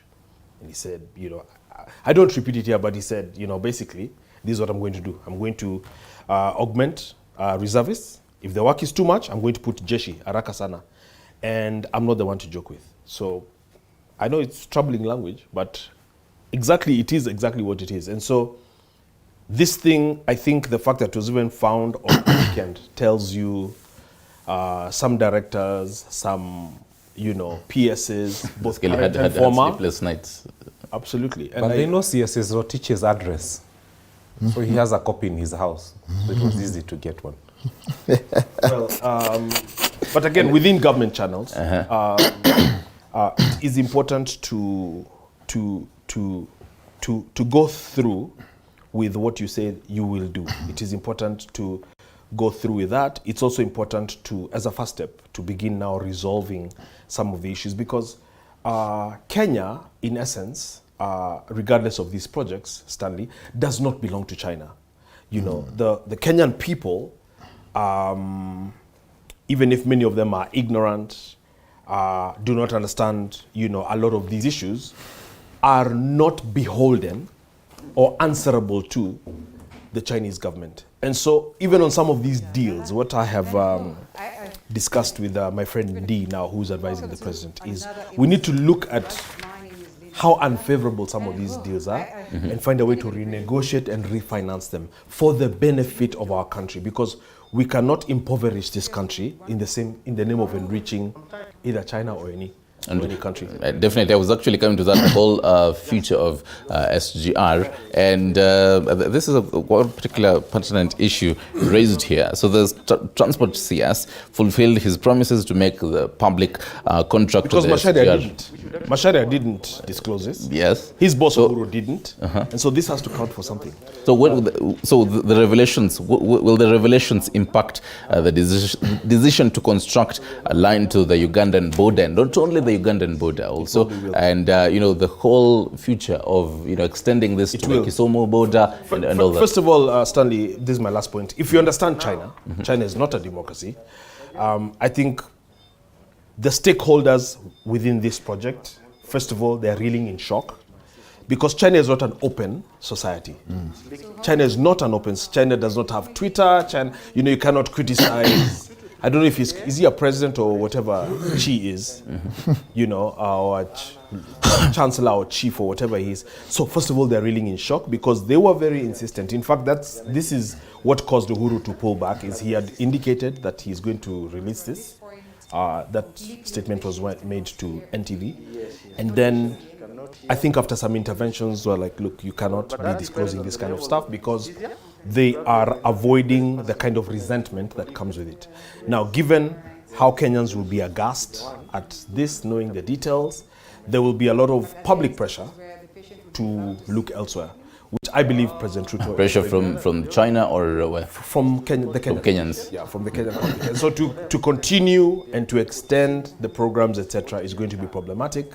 To give them big road projects, etc., is because, we have to look at how beneficial these projects are to the Kenyan people. And so it's a commendable thing. I know it's problematic at that level.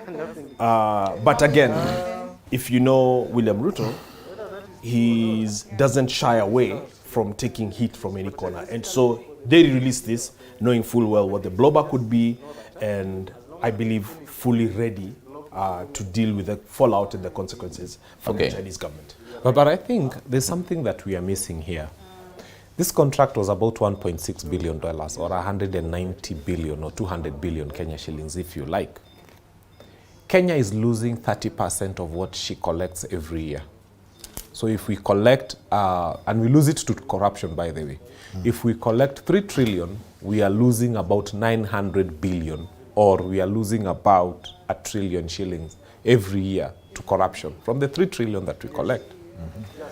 If this government was keen on helping Mwananchi, before you start complaining about 200 billion, which I am not saying is little money for SGR, there is 900 billion that will be lost this year to corruption. There is 1 trillion that will be lost this year to corruption. In fact, when you add what the county governments steal and collect and loot, we shall lose close to 1.2 trillion this year alone to corruption. I think if the Ruto administration was keen on helping Kenyans, they should be telling us how we can, because if you look at losing 1 trillion every year for the next 10 years that they might be in power, if they are going to be there for 10 years, if Kenyans give them a second mandate, it means that you shall have lost in excess of 10 trillion shillings, which is like basically our public debt to corruption. So I think our guns right now should be fixated upon how not to have a governor ending the term with 3 billion in his account. I remember when the Obado case, because it is in public domain and it is in the papers and it is everywhere, there was at a point at which he could not explain how 2.5 billion was in his account. So we need to get to the point where we start asking ourselves, where is Kenya losing the bulk of her money? I'm not saying we ignore SGR, but we are trying to cover for our incompetencies and our inabilities to fix where we are losing 30% of what we collect every year. And actually now the question raises, well, we should changed by China in all this? We could have been, and that is in the past. And it's a good thing to look into it. But the question is, between now and the next time we are reading the budget, 900 billion is about to be lost. What is the government doing about that? That is the $1 million question in the room. How do we make sure that in this Ruto administration, that this is the first time we are not going to lose 30% of what we collect? Because I can tell you, if we were able to save that 900 billion that we lose to corruption, and I can give you suggestions. One of the first things I have said that Kenya is always doing pre-qualification of suppliers. Why? We should have been doing pre-qualification of manufacturers. So I go as Kinuthia, I buy oil from Bidco, I come and sell to the government at 3 times the price, as if the government does not know where Bidco is. Because like the Kenya Army buys a lot of cooking oil. So there are so many things that do not make sense in this country. If this country wanted to grow manufacturing, stop pre-qualifying suppliers. Because what suppliers do, when the government need laptops or computers, they go and buy the cheapest from the cheapest nation. And when they bring them here, we lose a lot. But if we pre-qualified only manufacturers, what would happen then is that the government would buy directly from manufacturers. We would save a lot of money. And this culture of tenderpreneurs would end, and these people would go and look for jobs to do out there so that we save. Because it's only in Kenya where a biro costs 20 shillings in the shop, but 250 shillings to the government. There was a time when Land Rovers used to cost 3 million. But the government would buy them for 12 million, as if they don't know where CMC is. So, I mean, at CMC, it's 3 million, but someone will get that Land Rover at 3 million from CMC and sell to the government at 12 million. We must start pre-qualifying manufacturers. We must start pre-qualifying assemblies, kama ni magari, so that we start getting these things at the right price. This cup, if you were to buy from the shop, you would not part with anything more than 200 shillings. But if government of Kenya is buying printing paper, they buy a rim at 3,000 shillings. As if we all don't know it's 600 shillings. So this is how we start fixing this nation. Stop losing 1 trillion every year and complaining about some contracts that were signed by other people. And I'm not saying we ignore them, but let us start fixing where we are losing the bulk of our money. And also it reminds me of the whole wheelbarrow, kind of scams where I think a wheelbarrow costs exactly. millions. A wheelbarrow was 120,000, non-carcinogenic as it was called. Non-carcinogenic wheelbarrow. Na hapa zinauzwa 3,000, 5,000 shillings per wheelbarrow. So when you have a wheelbarrow costing, in fact there was, which county government was this that was buying matchboxes at ridiculous prices? But those are some of the things I'm talking about. Definitely. You find a county government office without a fence and the gate has cost 22 million. And we'll actually be taking a look at that. It's the same thing that Ndolo was showing us on the Daily Nation. Nuruddin, this is the whole kind of worms that has been opened, and it's actually interesting because when Nuruddin Haju's speaking, he also opened his own kind of worms also. So in this new government, it's like now a whole trend of opening different kinds of worms and just looking at them. But then where does the buck stop on this, though? Because what we are definitely going to be expecting a whole kind of smelly stuff in this kind of worms that has been opened.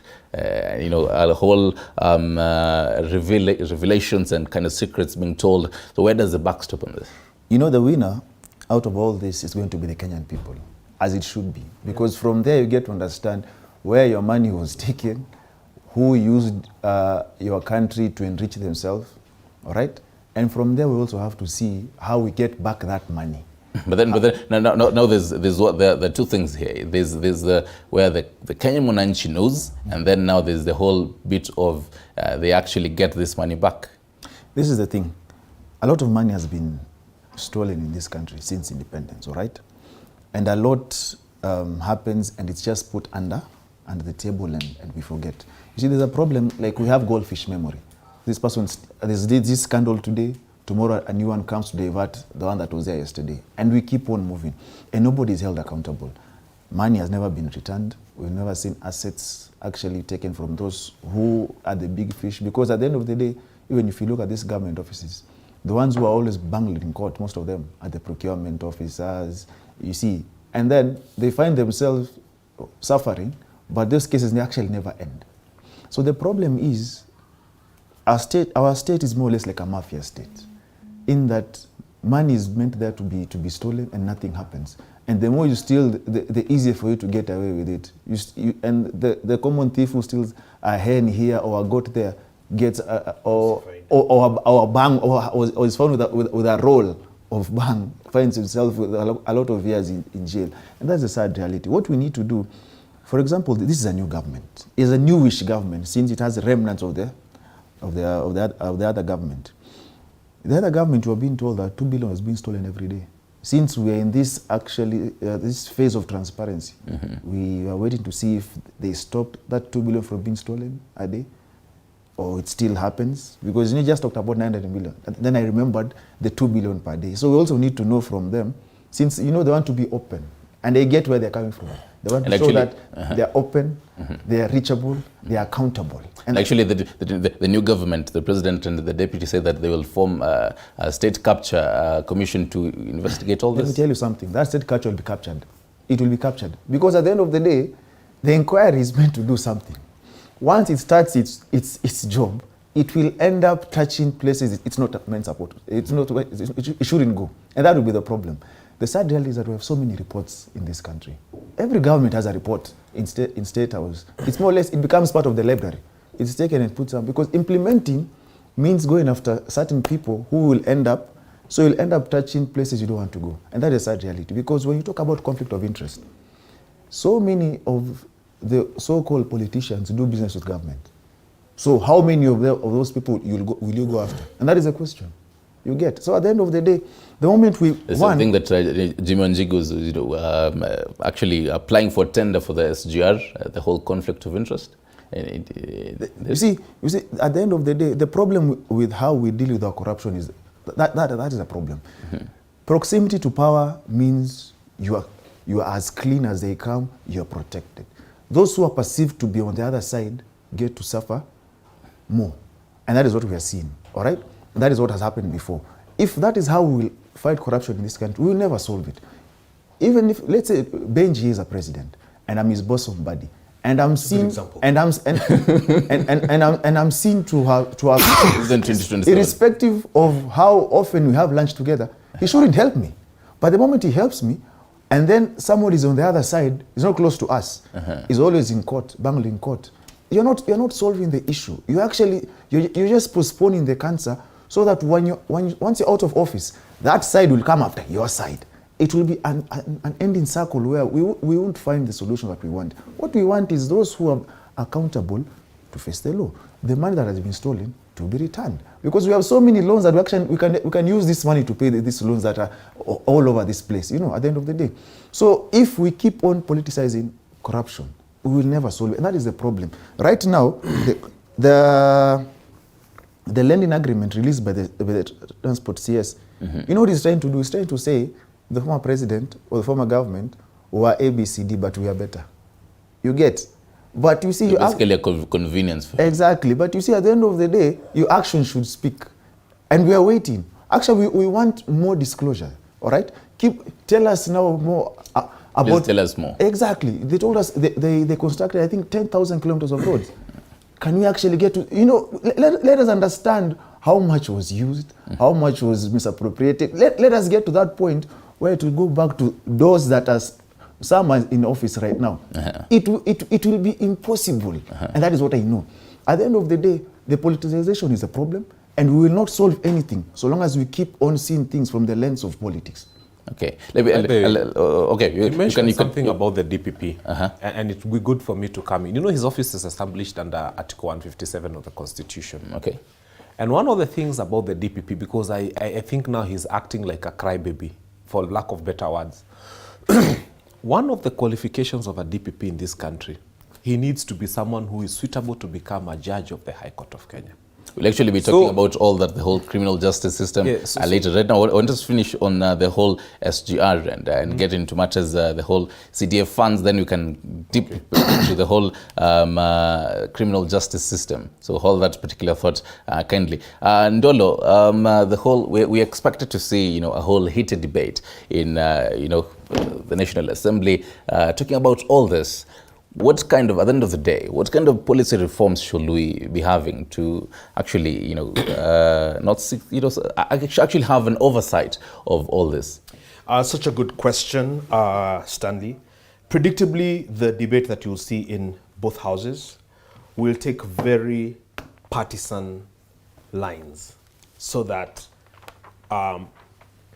legislators will just be trying to score cheap political points, rather than take the opportunity, as you saw in the UK Parliament the other day, to interrogate issues deeply, to speak your mind and your conviction, always the country first. So basically a blame game. We're going to see a whole blame game. Finger pointing, petty, posturing. You try to say something ridiculous and cheap to denigrate the other side, in the hope that your party leader is seeing what you're saying, and basically trying to score cheap points. What should be the case is that you put the country first all the time. You look at what is most beneficial to the majority of Kenyans and what is the right thing to do with taxpayer money, and then you take that position with conviction, whether or not your side or the other side agrees with. So a lot of passion, a lot of conviction. But as you know, we have in the houses as well a large chunk of very low caliber members, because a lot of them come in through what is called euphoria. If you're in Nyanza somewhere, you're in ODM, then automatically you're in, and you're just there to posture, you're a clown, you're a, what they call wash, etc. So again, this should be a debate about fiduciary responsibility and value for money for this country that has a lot of poor people, a lot of unemployed people that work very hard for very little, number one. Number two, a lot of the discussions we should have, even around the kind of corruption you're seeing in the counties, should be basically focused around job creation, because we have a job crisis in this country. It's my job to say that. We have, unemployment and underemployment. If you leave a job, it is very difficult for you to get another job. And so rather than have all these figures of money being looted by individuals that they pocket, we must now start debating policy that says, if I do even a small project in the county as governor, if I do any, project, the first thing in Kericho, in Nandi, etc., is to see how to create a job. Because jobs are not sometimes just about a title or about money. It's also about dignity. Because whoever you're giving this job is then able to provide for their family. And so the policies must be pro-jobs. That is my message to His Excellency the President. The thinking must be pro less debt. Okay, so we talked about reorganizing debt. This is a message to the gentleman sitting at Treasury who used to be at CBK, the one heading the Economic Council, which is David Ndii. And this cannot be also a fairy tale approach. It cannot be a very long, painstaking process. Kenyans need urgent interventions and urgent solutions very, very soon, including, in fact, yesterday. So we cannot just drop oil by 1 shilling and think that's enough. We have issues with petroleum, with the entire spectrum of how we do our pricing. We have issues with how the power billings are done. That has a knock-on effect onto the cost of production, also the cost of food, therefore the cost of living.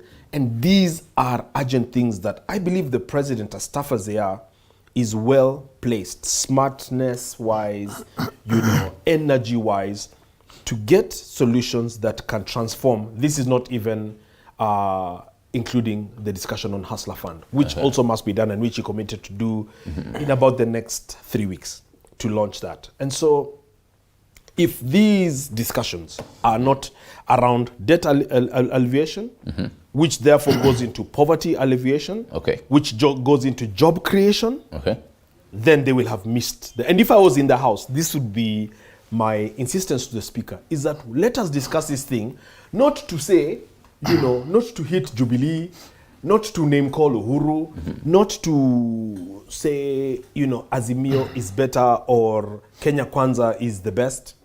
Let us have a pragmatic solution to these issues so that we have more funds in the kitty that can therefore do irrigation, that can therefore fund programs, that can transform Kenya in the quickness. Right. Outside of that, all these other stuff will just be useless, valueless. Let me just add something to what he just said. Also, as you also do that, now basically in the whole National Assembly, discussing all this. So basically now he can say that standard first to sign was Nduva Muli, then managing director of the Kenya Railways Corporation. These were people who are actively involved in all this. Should we have Nduva Muli and the people who are involved in all this actually being there and actually answering these questions? Yes, that is part and parcel of the procedure. It has to happen so we get clarity on all information that we need under oath and all questions that we need. But something funny,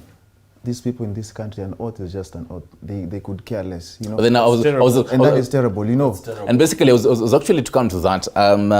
Still in the whole CS vetting, it was a whole below the bar. This was something we were talking about, Ndolo, the whole below the bar. So, what kind of grilling should be on these members, Nduva Muli and the counterparts? You see, for you to actually have need to grill someone, you need to have, you need answer to certain questions. And those questions, the answers you need should help you. One, should be a patriotic, selfless and visionary person.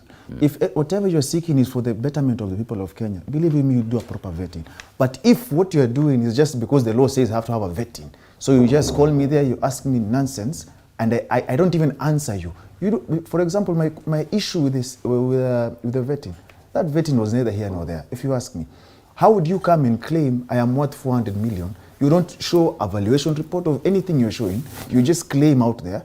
You haven't even told us how you got there, for example. And then we let it go. We let it slide. Most of them were estimates, all right? So at the end of the day, we need to check on how we do our things. But as he said, people get into office, for example, in parliament, courtesy of parties. Euphoria waves. Silly waves that someone actually stands for nothing, doesn't even believe in whatever is being sold to the people. But because he knows this area, Party X is popular. So if I get the nomination ticket, I'm as good as home. And they get there. That is why I always say this. We elect clowns, and that is why we always have a circus for 5 years.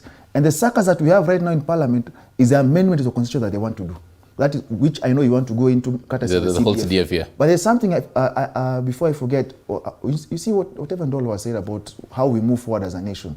For that to happen, the government of the day needs to understand that they're in government. They're not in government, but also in opposition at the same time, all right? By that, this is what I mean. They need to move on from the fact that Uhuru was in office, Uhuru left, Uhuru did ABCD, I was hurt here, I was hurt there. Because at the end of the day, when you focus your energy on always bashing or always attacking, you won't actually achieve what you promised those who are seen as hustlers.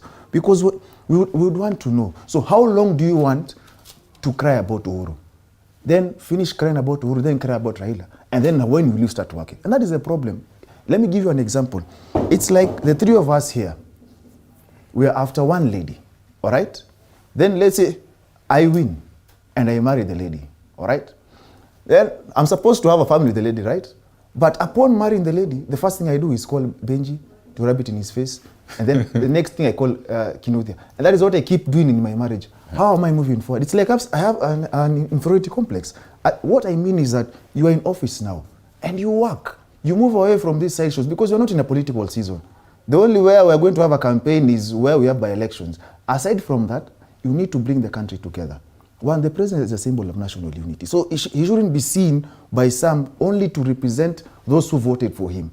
And those who are around him need to understand that the campaigns have come and they have gone. People have to move on. If you are hurt at a particular time, God is gracious enough, he has given you a position. Right, gentlemen. So accept and move on. But and heal while at it.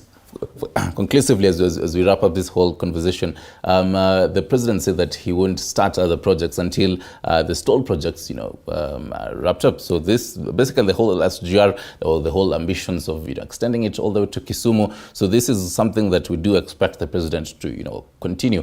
Basically, we will obviously be expecting the president to maybe talk about this, the whole SGR and the documents, just to unpack what the president might say. Wakili, what do we expect from this?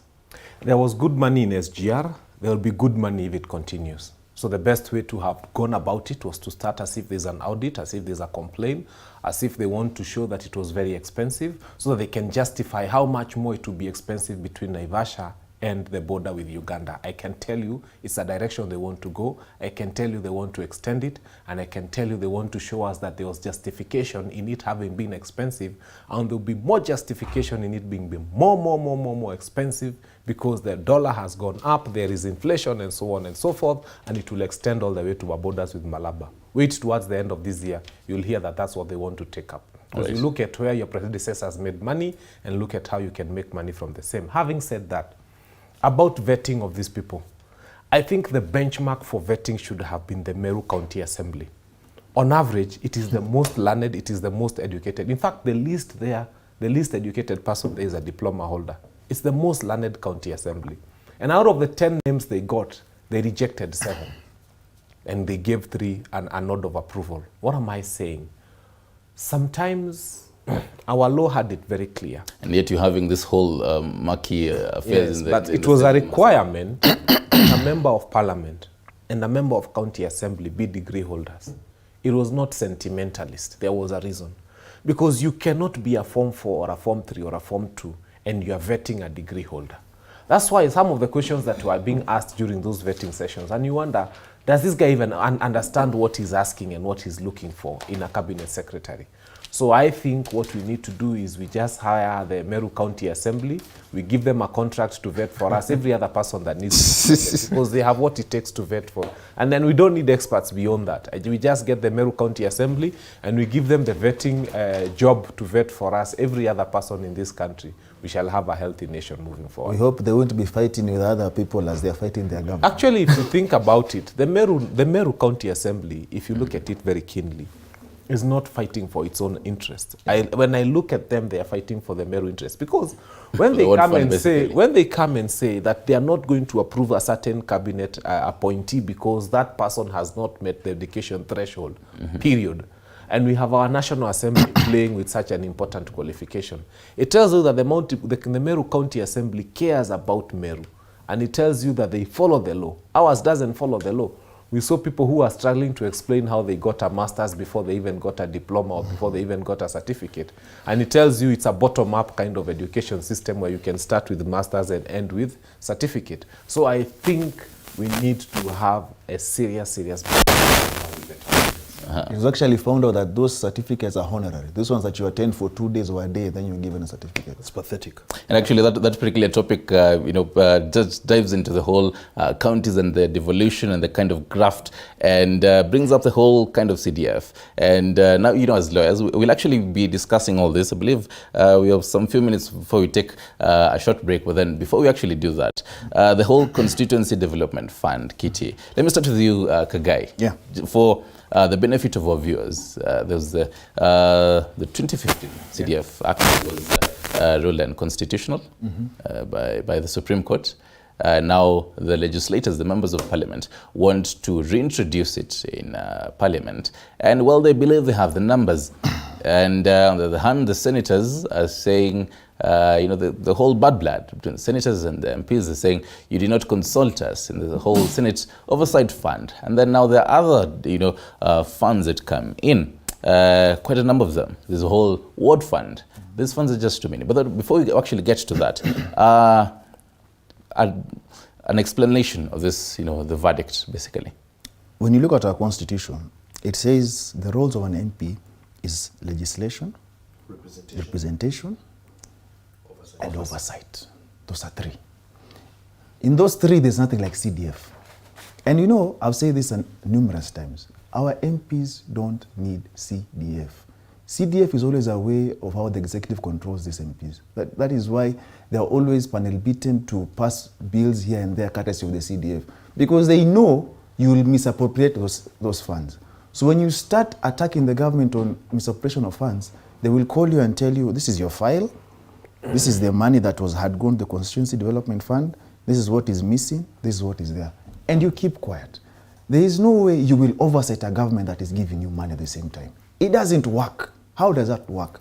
Because I believe, yes, there are those who say it has helped in certain instances. We don't deny that. But at the end of the day, they eat 3/4 of the money. Then a quarter is what they throw there to tell us, after 5 years, they come and tell you, so you ask him, you're my MP for 5 years, what have you done? Start telling you, oh, there's that toilet, there's that school there, there's that classroom there. But when you ask them, when certain bills were being passed in Parliament, where were you? They were never there. If you watch Parliament, you even ask yourself, this house is so big, has so many seats, for example. When you look at National Assembly, most of the time it's always almost empty. But they will tell you their core job is a classroom here. I gave bursary of 2,000 shillings. That is what they claim, 2,000 shillings to students, or 5,000 shillings. We need to find a way on how, for example, we make education accessible, education affordable. Even better, they can implement a senior manifesto, make it free. And by free doesn't mean now you tell students to bring things like what CBC is telling them, letter cuckoo, Make education important and make it accessible to everyone.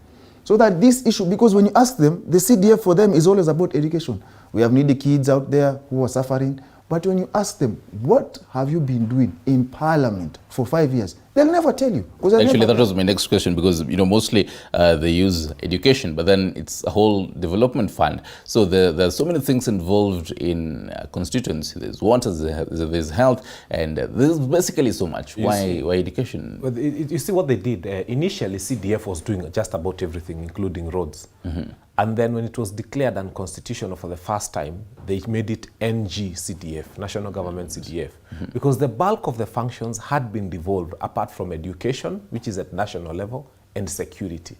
So CDF started doing schools. And they started doing schools, they started doing bursaries, and they started doing police stations. Because now it's basically security and education. But I can tell you for free. For example, HELB had a budget of about 4 billion, which went into recurrent expenditure the previous year. What does that tell you? When you have 4 billion going into paying for HELB offices, HELB staff, HELB what, HELB her, and you divide that by the number of children a billion can educate in this country, you would realize MCA akona what they call bursary.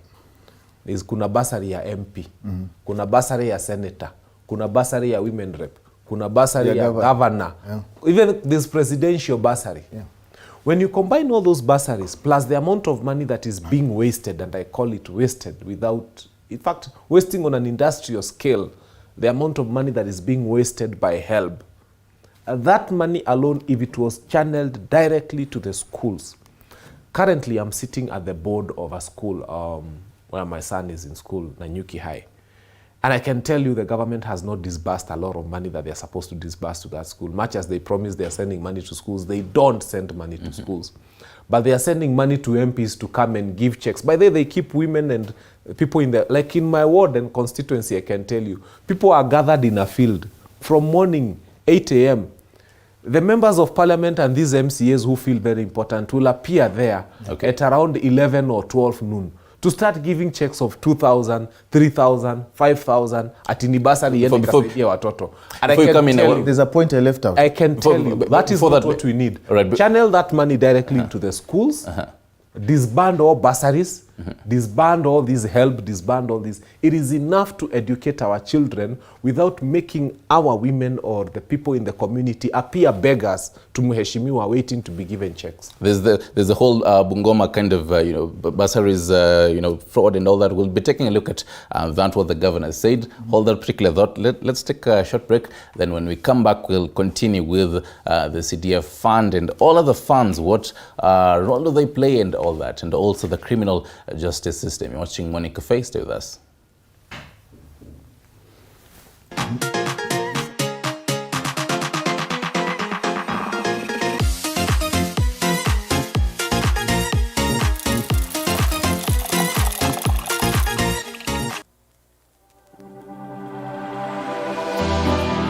How well do you know what's happening around you? Morning Cafe with heated political debates. Baraza la siasa. Hiyo kitu azungumzie, angalie hali ya maisha ya watu. Informative health discussions. Business, farming. Tasty Wednesday, Fitness Thursday, and Feel Good Friday with amazing DJs, celebs, waimbaji, kuna comedians, alafu kuna wajinga. and music bands. Every Monday to Friday from 6 a.m. to 9 a.m.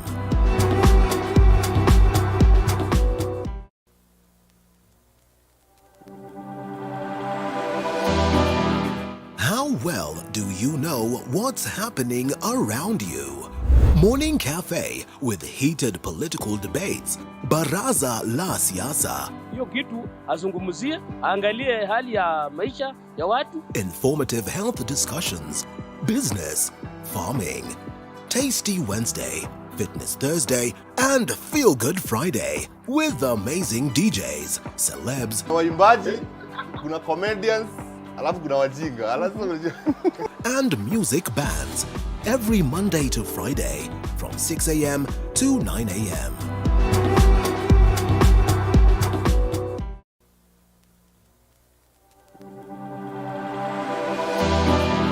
How well do you know what's happening around you? Morning Cafe with heated political debates. Baraza la siasa. Hiyo kitu azungumzie, angalie hali ya maisha ya watu. Informative health discussions. Business, farming. Tasty Wednesday, Fitness Thursday, and Feel Good Friday with amazing DJs, celebs, waimbaji, kuna comedians, alafu kuna wajinga. and music bands. Every Monday to Friday from 6 a.m. to 9 a.m.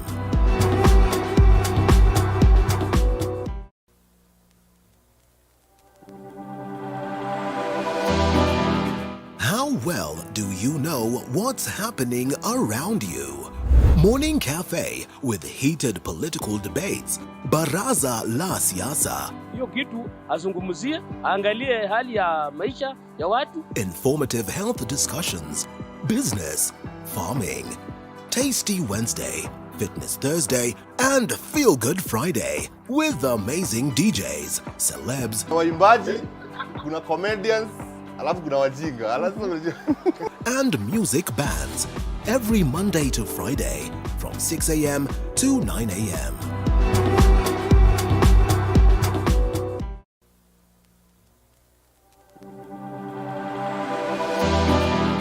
How well do you know what's happening around you? Morning Cafe.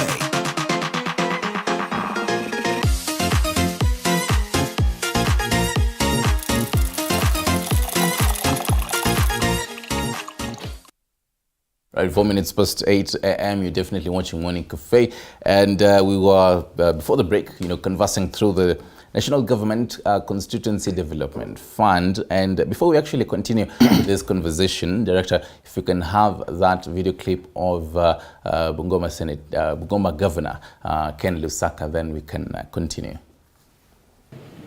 Kwa basari na kwa scholarship, lakini kulingana na ripoti vile umeona shule 22 shule 6 peke yake kaunti ya Bungoma imepoteza shilingi milioni 19, na tuko na shule 1500 shule 552 ambapo basari imekuwa ikilipwa.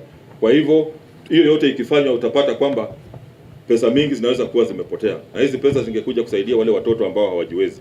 Hata kwenye hiyo report pia tukitoa comprehensive report imeonyesha kwamba kuna watoto wa watu wanajiweza ambao wamelipiwa karo na scholarship. Watu wanaendesha magari, watu wanafanya kazi katika kaunti hii wamelipiwa na scholarship, na pesa ya scholarship na ingine basari.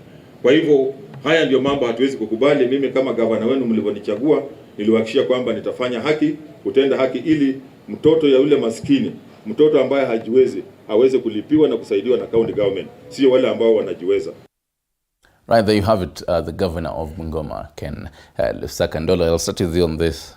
How did we ever reach here? When you're looking at the Daily Nation, the kind of huge amounts of money, lost, and now this in Bungoma, the education ministry in there has lost hundreds of millions. For the purposes of total transparency, and because he's a lawyer, I'm going to allow him to read an SMS, because I get many SMSs. This is an SMS on my phone. This is my response here, but just read the SMS to me, because it's a very traditional and typical SMS, and then I'll respond to that. And so that also viewers don't think I'm making things up as we go, just kindly read that. He says, hey boss, aki nilikuambia mimi watoto bado wako home, tafadhali kama uko na kitu nitumieko, hata kama ni kidogo nisaidieko, hawa wadogo wangu tafadhali.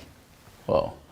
And what I was asking when we were off camera, thank you, my brother, how did we get here as a country? Because people talk in abstract terms. People talk in terms of reports. People talk in terms of statistics. But the fact of the matter is that we are poorer as a country. And the whole discussion on CDF just goes to the genius of the late Mwai Kibaki in understanding the society, in understanding what the ground is like. And the reason you see so much pushback and debate around this is because while the roles of a parliamentarian are defined in the Constitution, you must differentiate between theory and what they call kwa ground ni different, ni tofauti. Kwa ground mambo ni different.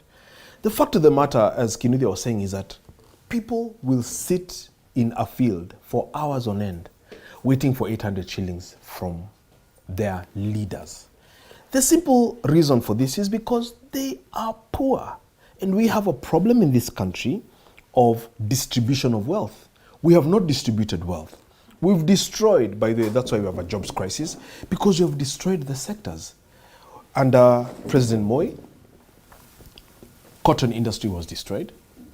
This particular sender of this message is in Bungoma County. Sugar has been a complete mess.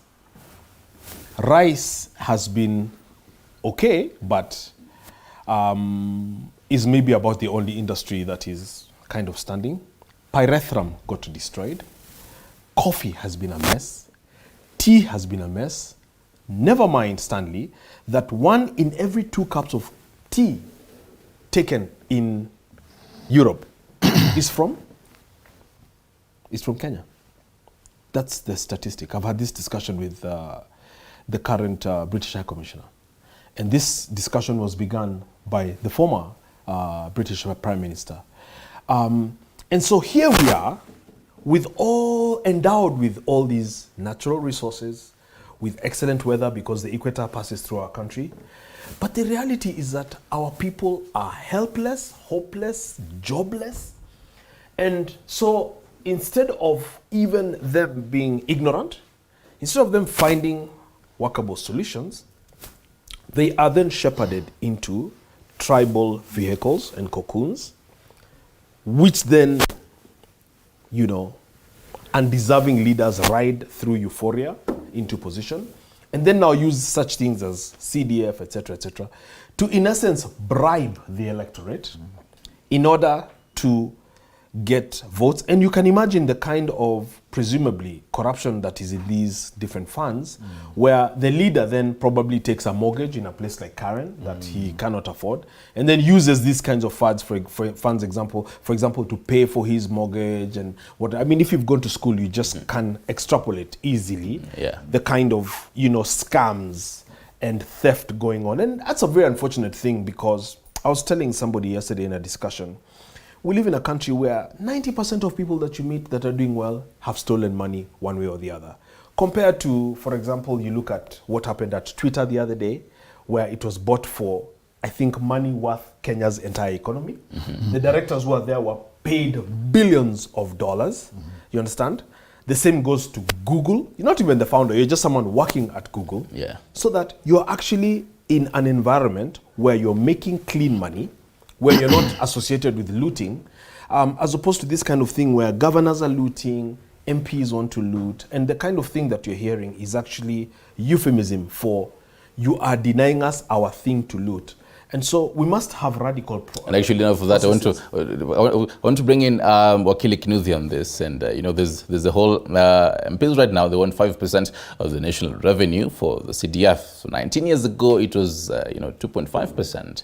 And then the senators, saying that MPs, you can't rubber stamp that the amount of money about 0.001% of the national revenue for the Senate Oversight Fund. So this is something, and the whole debate has actually started, and it seems the MPs are in unison, saying that this CDF is going to help the people.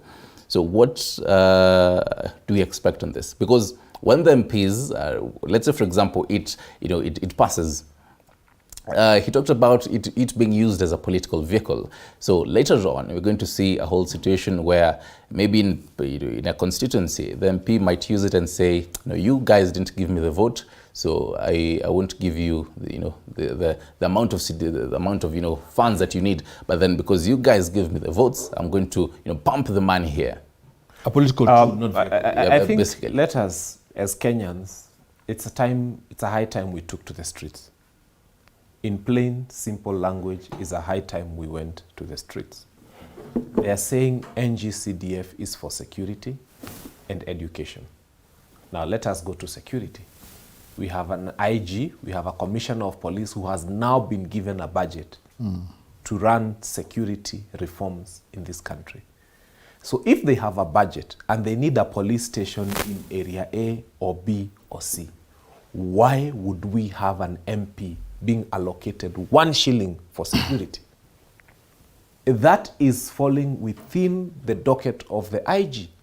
And the IG has been given money by the government. And the Ruto administration said that the first thing they're going to do is to make the police independent. So the establishment of new police stations, the equipping of police with, making them have their own vehicles and everything and creating mobility for them, should be the preserve of the IG. So let us not give an MP even 1 shilling because we are duplicating the allocation of resources for security. Now let's go to schools. The Ministry of Education has got the highest allocation in terms of money in this country. There's no ministry that gets as much money as education gets. So the amount of money that the Ministry of Education is getting, one of them is they say they want to build 10,000 CBC classrooms. Where are they being built? In the same areas where MPs are claiming they want to get CDF and build schools. Because they build classrooms, they build toilets, they build labs, they build all that stuff. So the Ministry of Education is getting an allocation for monies to go into the construction of classrooms and schools and so on and so on, why are we then giving MPs again money to go and do what the Ministry of Education is doing? We need to get to a place where we say, wait a minute.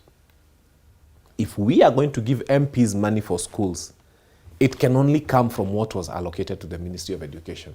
So that we deny the Ministry of Education that kitty that was meant for expansion of schools and give that to the MPs.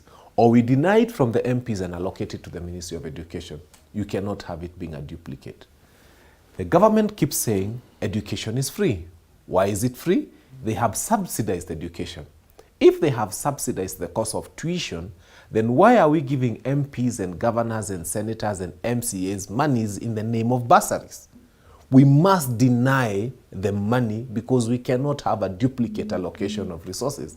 It's like having the road from here to town being given money to contractor A. That contractor A is called Ministry of Roads and Public Works. Mm-hmm. And then we give another budget to Ndolo, who is the MP for this area, to build the same roads. And then we also give money to Muheshi, to the Mawakili here, who is the MCA of this area, for the same road. No, what are we doing? It's the same purpose. It's the same road. And it's actually coming to that. And it's actually coming to that because we are allocating three different people before you money continue, for the same road. There's also now we do have the women fund. You do have the whole ward fund. There's also the NGAF. There are quite a number of funds, and at the end of the day, for example, they're going to serve a singular purpose. For example, health. For example, water. Yes. What speaks of the whole oversight? Who is supposed to? So the women rep comes and says, "I have money for water." The MP has money for water. The Ministry of Water has money for water. The governor. The governor has got money for water. The MCA is demanding and saying our people do not have money. Give me money to go and bring water in the ward. So what happens is everybody says, hey, see, women rep akonayo. So the MCA holds what he has. Mm-hmm. MP is like, see, MCA akonayo. They hold. So eventually it will not happen because everybody will hold on to what they have. And they'll be looking at each other and saying that so money you're supposed to nihuyu. Before you know, 5 years are over and they move to the party with the highest wave and they're lying to you again and they play the same game again. Right. I'd like to say this. Kenya is a very rich country. Yeah. A very rich country. With very poor people. Wait, for it to have been robbed by people that it has been robbed since independence, and it's still there. Kenya is a very rich country. The problem is that the reason why we have poor people, as he says, is because we have bad leadership, and those bad leadership bring about wrong priorities. We have MPs who want a CDF. We have senators who want money for oversight. You ask yourself, isn't that your job description? You want to be paid, you have a salary, but you want to be paid to do your work. Again, I have an issue with the sitting allowance they get. I have an issue with this oversight money they are seeking because once the Senate seeks that, the MPs will also want oversight money. And obviously the MCAs also. The MCAs will want oversight money. You see, the problem is we have one, duplicity of work. And then two, we have so much money that we are wasting that actually doesn't make sense. We need to understand, one, we are in an era of devolution. Much of these things, or many of these things they want to do can be done by a governor. Now, the only problem we have with our devolution is that we only devolved corruption as per the Daily today. What is the difference between our governors? If this daily paper is if anything there is actually true, what is the difference between the governors who are stealing money from the people and someone like Hush Papi? There is no difference. They are all obtainers. But the problem is we never hold anyone accountable. When you talk about ghost workers, 3 billion, 12 billion, 13 billion, as we are seeing in the daily, are we ever going to find that money back? We saw in Kisii, a circus where the governor was saying, kila mtu na gari yake. Then we find out the drivers are more than the cars. So you ask yourself, some even didn't have DLs, didn't even know how to drive. So you ask yourselves, what did we devolve? And that's the question. So we devolved corruption. We devolved malpractices. So in short, we have a problem of bad leadership. And that one has to, he's saying people have to go to the street. They have to get to a point where they suffer so much that they understand the quality of leader they need in office. Because when you elect because of euphoria, because someone gave you 500 shillings, 500 shillings in 5 years. That's like your 1,800 shillings a year. So basically, does this stop again to the voter? It goes back to the voter, of course, because if you're electing someone courtesy of he's your kingsman, or courtesy of your political demigod, or courtesy of a political wave, or because this is the new party, this is the in thing, you will end up having the clowns that you have in parliament, in the gubernatorial offices, even in the presidency at the end of the day. So you as a voter need to understand, what do I want for myself in the next 5, 10, 15, 20 years? Or what do I want for my children and my grandchildren? The moment you realize an election is beyond the bribes that you get here and there, is beyond selling your ID, then you'll realize the importance of that vote. Okay. You realize. So once we move away from these tribal issues, this euphoria thing, then we'll end up having good leaders. But for now, we have bad leaders in office, so we have a circus for the next 5 years. How life will be moving forward, only God knows, with the kind of leaders that we have, because these ones are usually panel beaten.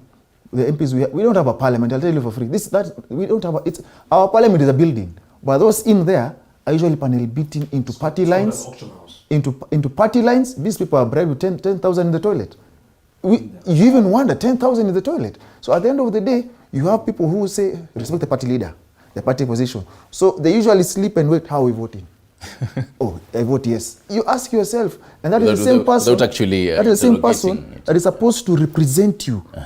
How will they represent you? And that brings up the whole devolution, kind of topic. And you were mentioning about these great ideas back then. But then with the, introduction of devolution in the country, have some of these ideas, been overtaken by events? What Kenya needs, I've said this often, these are my closing remarks because I have to run somewhere. Okay. What Kenya needs are about 10 champion governors. Just 10 governors that understand their role, that are patriotic, that want to alleviate poverty in a genuine way, and this country can actually be transformed. What we have now is basically semblance of devolution, cronyism. You become a governor, you hire your husband, his friends, you hire your girlfriends, no regard for competency, no regard for, deliverability, no regard for anything. It's just an opportunity, again, to eat money. And why does that happen? Because before you are a governor, basically, what other opportunity do you have? It's not like there are opportunities to, prosper. And so our whole model on governance is wrong, and someone needs to save this country. We need viongozi wachapakazi. That absolutely have a focus on what needs to happen, because Kenya has become a talking shop. We don't need a lot of opinions from MCAs, then to governors, then name calling, then all the way to the president saying this and the CSS saying that. What we need is a clear direction of where we need to go. And William Ruto got it right when he was campaigning, because he identified quickly that now it was not about shepherding people into tribal vehicles. It was about the bottom that is literally just hopeless. The bottom that is on Fuliza. The bottom that cannot access bank loans. The bottom that does not have security, that they can take to the bank. The bottom that is exploited by high interest rates. The bottom that many have graduate degrees and cannot just within 2 months get a job. Right. And so how do you help these people actually do their business? How do you capitalize and help them expand their small trade and create jobs through value addition?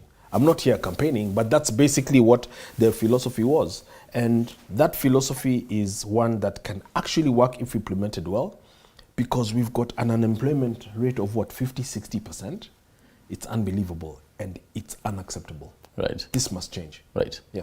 I would have really loved to your take on the whole criminal justice system before you actually leave. And as we any follow remarks on the whole CDF fund before we get into the criminal justice system? Just an interesting comment I got from someone who, it was about the SGR, a quick one. He says, surprise, the man who was the Senate majority leader when the SGR contract was signed has finally found it. And he will give it to the man who was the budget committee chair at Parliament and the vice chair when it was signed. And that man will give it eventually to the person who was the Deputy President of the Republic of Kenya at the time when it was signed. Okay, let me answer him really quickly in one sentence. Did you watch the vetting of Kipchumba Murkomen, where the former budget committee chair spoke in Parliament on camera under oath, explaining what happened during, it was actually Mithika Linturi's vetting. And Mithika explaining how he received a call, no doubt, from number one, himself, saying this is what, first of all, you're summoned to State House. You see, this country, we were not used to having young people in power. This country, we were used to these old men, being in power. Jomo Kenyatta, Daniel Arap Moi. I can tell you for a fact, having been on TV a long time, the first time I met President Uhuru Kenyatta at Safari Park as president, he called me by my name because he watches TV, because he was 50 years old. So he knows this is Ndolo. The only thing is that he thought I'm General Ndolo's son. Well, that's neither here nor there. But basically he's hands-on. So he'll call you. He called him and said, I don't want you to do 1, 2, 3. And then he also picked the phone and called Kimani Ichung'wah, who was in budget, and said, you have a trip to Israel, you put Mithika now, and you leave the country with him. Because he also disappeared during the impeachment of the devolution CS. So once again, on this, Uhuru being in charge and signing, he's the one who knows why he was doing these deals on SGR, and he's the one totally in. So there is no point of the Senate Majority Leader engaging the president, who is his own party leader, in that kind of fight. And I'm not in Jubilee. I've never been in Jubilee. Kinuthia has been. So me, I'm just analyzing this as a professional analyst, but a bystander. I mean, it's all about pragmatism. And at the end of the day, they knew how they'll play their politics so that the deputy succeeds his boss. And you'll definitely be that's looking as far at as how they'll be. Why do you want to trust a man with 35 cases, the bulk of which are criminal in court? Oh, that's not for me. It's not me trusting. That's not for me to say. That's not for me to say. For me, I would not trust a man even with 3 cases. And we've made him CS. But it's not me. Yeah, but it's not me who made him CS. Mine is just to explain what is happening. As la government. It's not mine to. It's not my call to make. Real quick before you actually leave the whole the criminal justice system, where basically the director of public prosecutions, Nuruddin Haji, is having a whole onslaught on former DCI Kinoti, basically, and Haji wants to prosecute Kinoti. He long ago lost credibility. You see, Nuruddin must not be. He must read from the playbook, but which is also dangerous, of the former Auditor General Edward on the roles of an independent office. There are not many in this country. There are basically about 3: Office of Deputy, Office of the Director of Public Prosecutions, Office of the Auditor General, COB, Office of the Controller of Budget, OCOB, and where you are not under direction from any quarter. Haji looks like he's trying to do political calculations to see what does Uhuru want. Now he's trying to see political calculations to see what does President Ruto want, so that tomorrow he's kind of seen this way. It really hurts the criminal justice system. And he was actually saying that he was under duress by... I mean, just that alone, just alone, the fact that you even handled and submitted in court documents of forgeries. I mean, that alone is enough for you to step down immediately. And so this is problematic because we cannot continue to erode the confidence that Kenyans have in the criminal justice system. That is my message also to CJ, Madam Martha Koome. She's a senior judge who has been there for a long time and who has really worked hard. And she's the top judge now. You cannot continue to have or run a judiciary that is seen to be either serving special interests or that it is nearly... I have a case myself in court now where I'm aggrieved and I'm seeking justice on a motor vehicle that I bought and lost. And so, just as an example, if you can labor so hard to get justice in our courts, what does that say about the chicken thief who has no lawyer, who is not known, who has no TV platform, who has no Twitter, who has nothing? So we must reform the criminal justice system. And this reform is not just a pep talk. It is fundamentally the ability to pursue justice in a court of law and to get that in an expeditious fashion as per the constitution. Nurdin, your namesake basically, he says he's under duress here.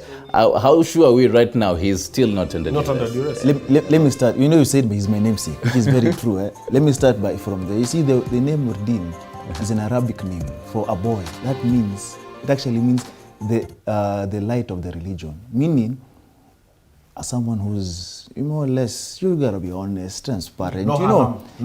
Exactly, like what he's saying. So, I believe, you see, the moment you say there was duress, or you actually had cases that were not right. So basically, he's going he's going, away from his name. Yeah, So, whatever he's saying is actually indicting himself. And it can lead to criminal proceedings against him. Yeah. Because the moment you say there's duress, or you actually, but it's like he participated in political. It appears him and Kinoti should both be under criminal prosecution. Actually, a senior DCI officer, Kurio, but he also said that he was under duress and he was pressurized by Kinoti himself. What the heck is that? You see, let me tell you, it means there were political schemes that you were part of, that you planned, then you executed. Conspiracy, actually. So that means now there are criminal proceedings against you. Because now at the end of the day, you cannot be trusted. You see, there's something about these offices. They need public trust. Yes. So the moment I feel that, one, I have to be closer to power to have my case out of court. Like he asked, what happens to the chicken thief? Yeah. Who cannot access Who doesn't know anyone? Who can't access him, so cannot have the case out of court. Okay. There is a mechanism of how, not the prosecutor, of how a case is removed in court. So you're asking ourselves, if there was duress courtesy of the former government, how are we sure there's no duress in this new government? So how do we balance between what, if you are lying to us, or if you're saying the truth? And you see this, and people are saying resign, or actually a commission of inquiry should be set up.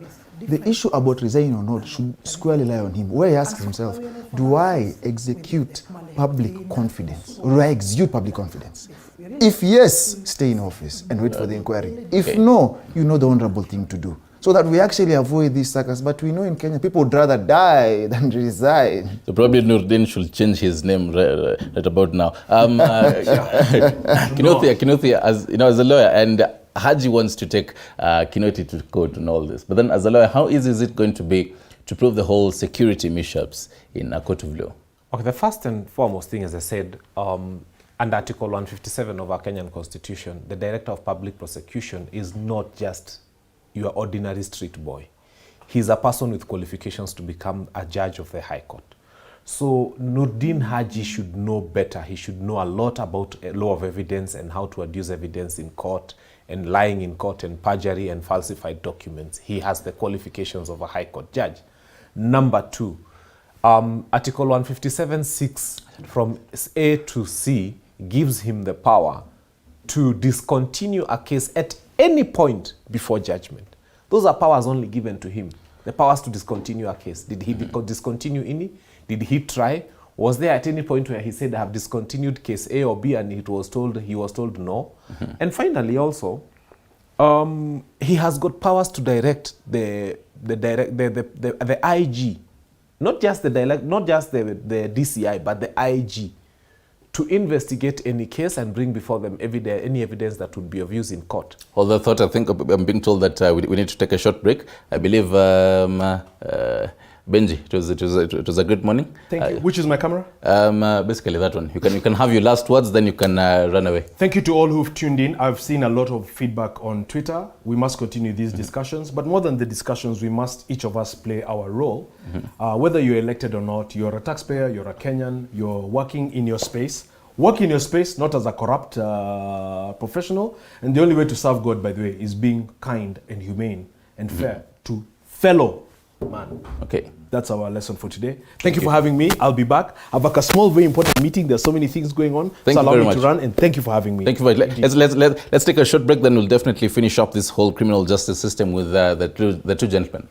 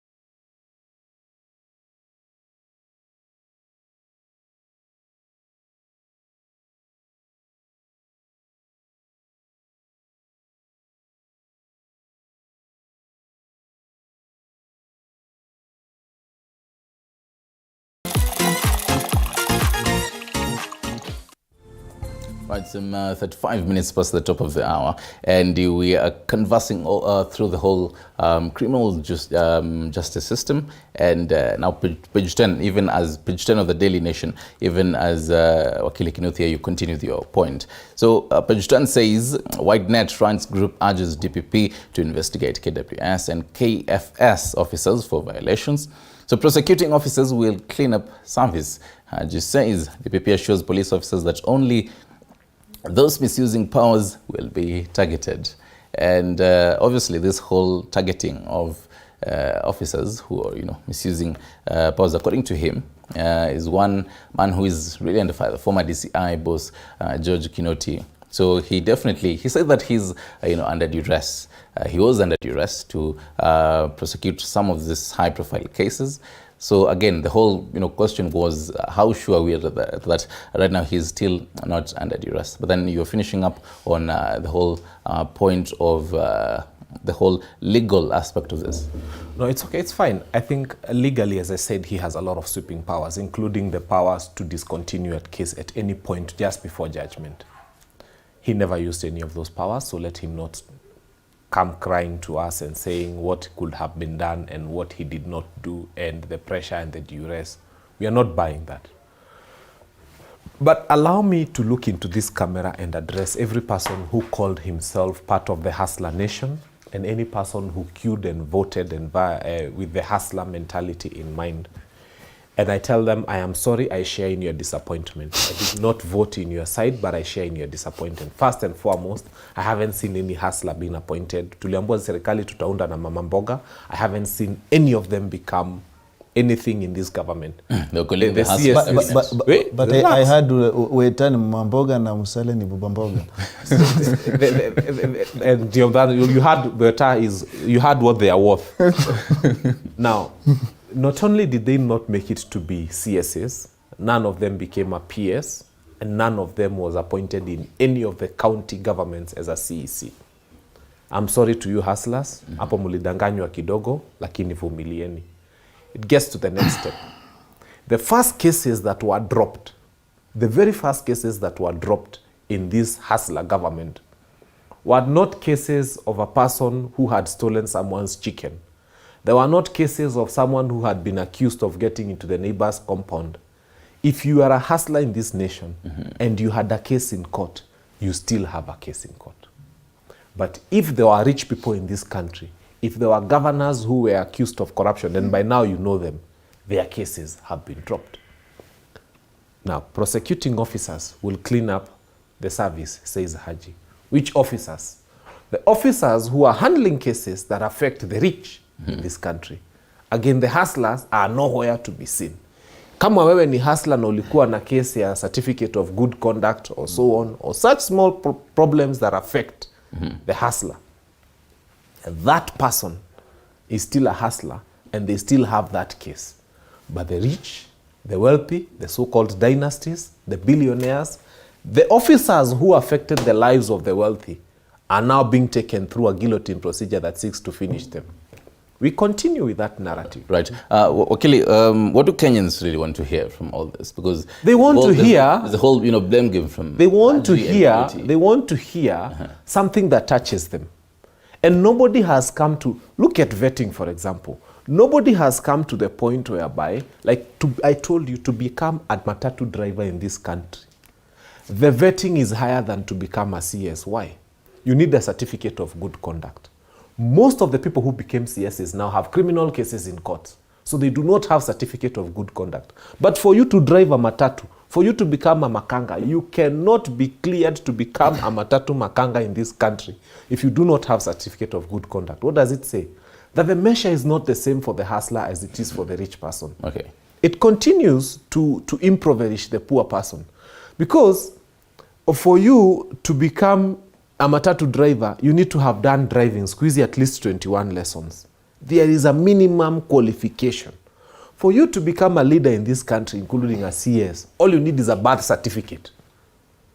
And I keep saying, the person who is poor, the person who is called a hustler, must open their eyes and see that there is inequality in this country, and the inequality presses on that person. Okay. Kagaya, even as you also chime in, the former Premier Raila Odinga said that international agencies should come on board to assist investigating even the 9 SSU officers, the whole extrajudicial killings. What does this, what image does this paint to our criminal justice system? It tells you there are people in Kenya who have no faith in our public offices. And like I just said, do you think the comments from the DPP exude confidence? They don't. You cannot say this today, then that tomorrow. And that is the problem with our institutions. If you don't exude public confidence, people will actually feel that we're in a problem where things can never be solved. And that is why we had the 2007 post-election violence, because people didn't trust the courts. And we had to build that so people can actually believe, if you take something from me that is mine, I can go to court and seek redress and actually get it back. And that is the confidence we want. But if we go back to a place where our ways of our witch hunt, you feel that now we're in office, we need to go after those who are in office, that is a cycle that will never end.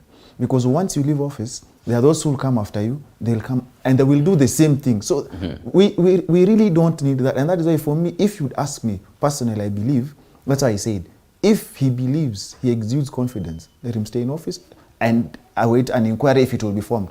If he feels he doesn't, then he can resign. But at the end of the day, as we look at our country, he just said here that those who voted are sad and whatnot. At the end of the day, the reality is that the reality is kicking in. And people are getting to understand what it means to run a government. There are those who never understood. Okay. They only thought a government is a flag, an escort, and the title. You get to understand that there's so much that goes into running a government. Now, you run a government by achieving the promises that you laid out, not by giving new promises. And 50-something days so far in the new government. And for me, I believe... Even as I get the final words, because we're really out of time. Yeah. And for me, I believe that the only way we can move forward is, one, let us avoid these diversion tactics. And I commend the CS for Transport for the financial agreement. But kindly, when you have enough time, give us SGR contract, all right? Because we know it's a diversion, because there's hunger, there's a KQ strike. We know, Kenyans have gotten to a point where we're not down. We're not down. And we know, so don't play with... Something comes up when Do not play with our intelligence, all right? We are actually watching. Nobody wants this government to fail. We want it to succeed, because when it fails, we also fail and we suffer, When it succeeds, we actually get to benefit. Matters of re-election, which we can clearly see there's planning for the 2027 election, they should know that the re-election comes courtesy of your performance. So if you focus, like what the Deputy President is doing, if you wake up and sleep and you focus on Raila Amolo Odinga 24/7, you will never achieve what you're meant to achieve. Because at the end of the day, he will use your manifesto to attack you 5 years from now, if he will be alive, and if he's going to seek the presidency. So at the end of the day, let those who are in office, from the MCA to the president, you had roles that you sought and you got them. You had promises that you gave. Kindly focus on your promises to better the lives of Kenyans. And to those who are in Kenya Kwanza now in government, he just said here something. He said that they are kind of struggling. It's not bad to copy what you think is good in the Azimio manifesto. At the end of the day, it will be beneficial to the people. And one thing they can copy is a livestock insurance. You look at what the drought has done. For example, the other thing they can copy is a one county, one product. Focus on export and minimize import. We'll definitely be taking a look at how the position and everything shapes up. Wakili Kinuthia, finish up on this, your last words as we wrap up. I think mine is to remind Kenyans that we all have a nation to build, and that we cannot build this nation by hating on other people within the same country.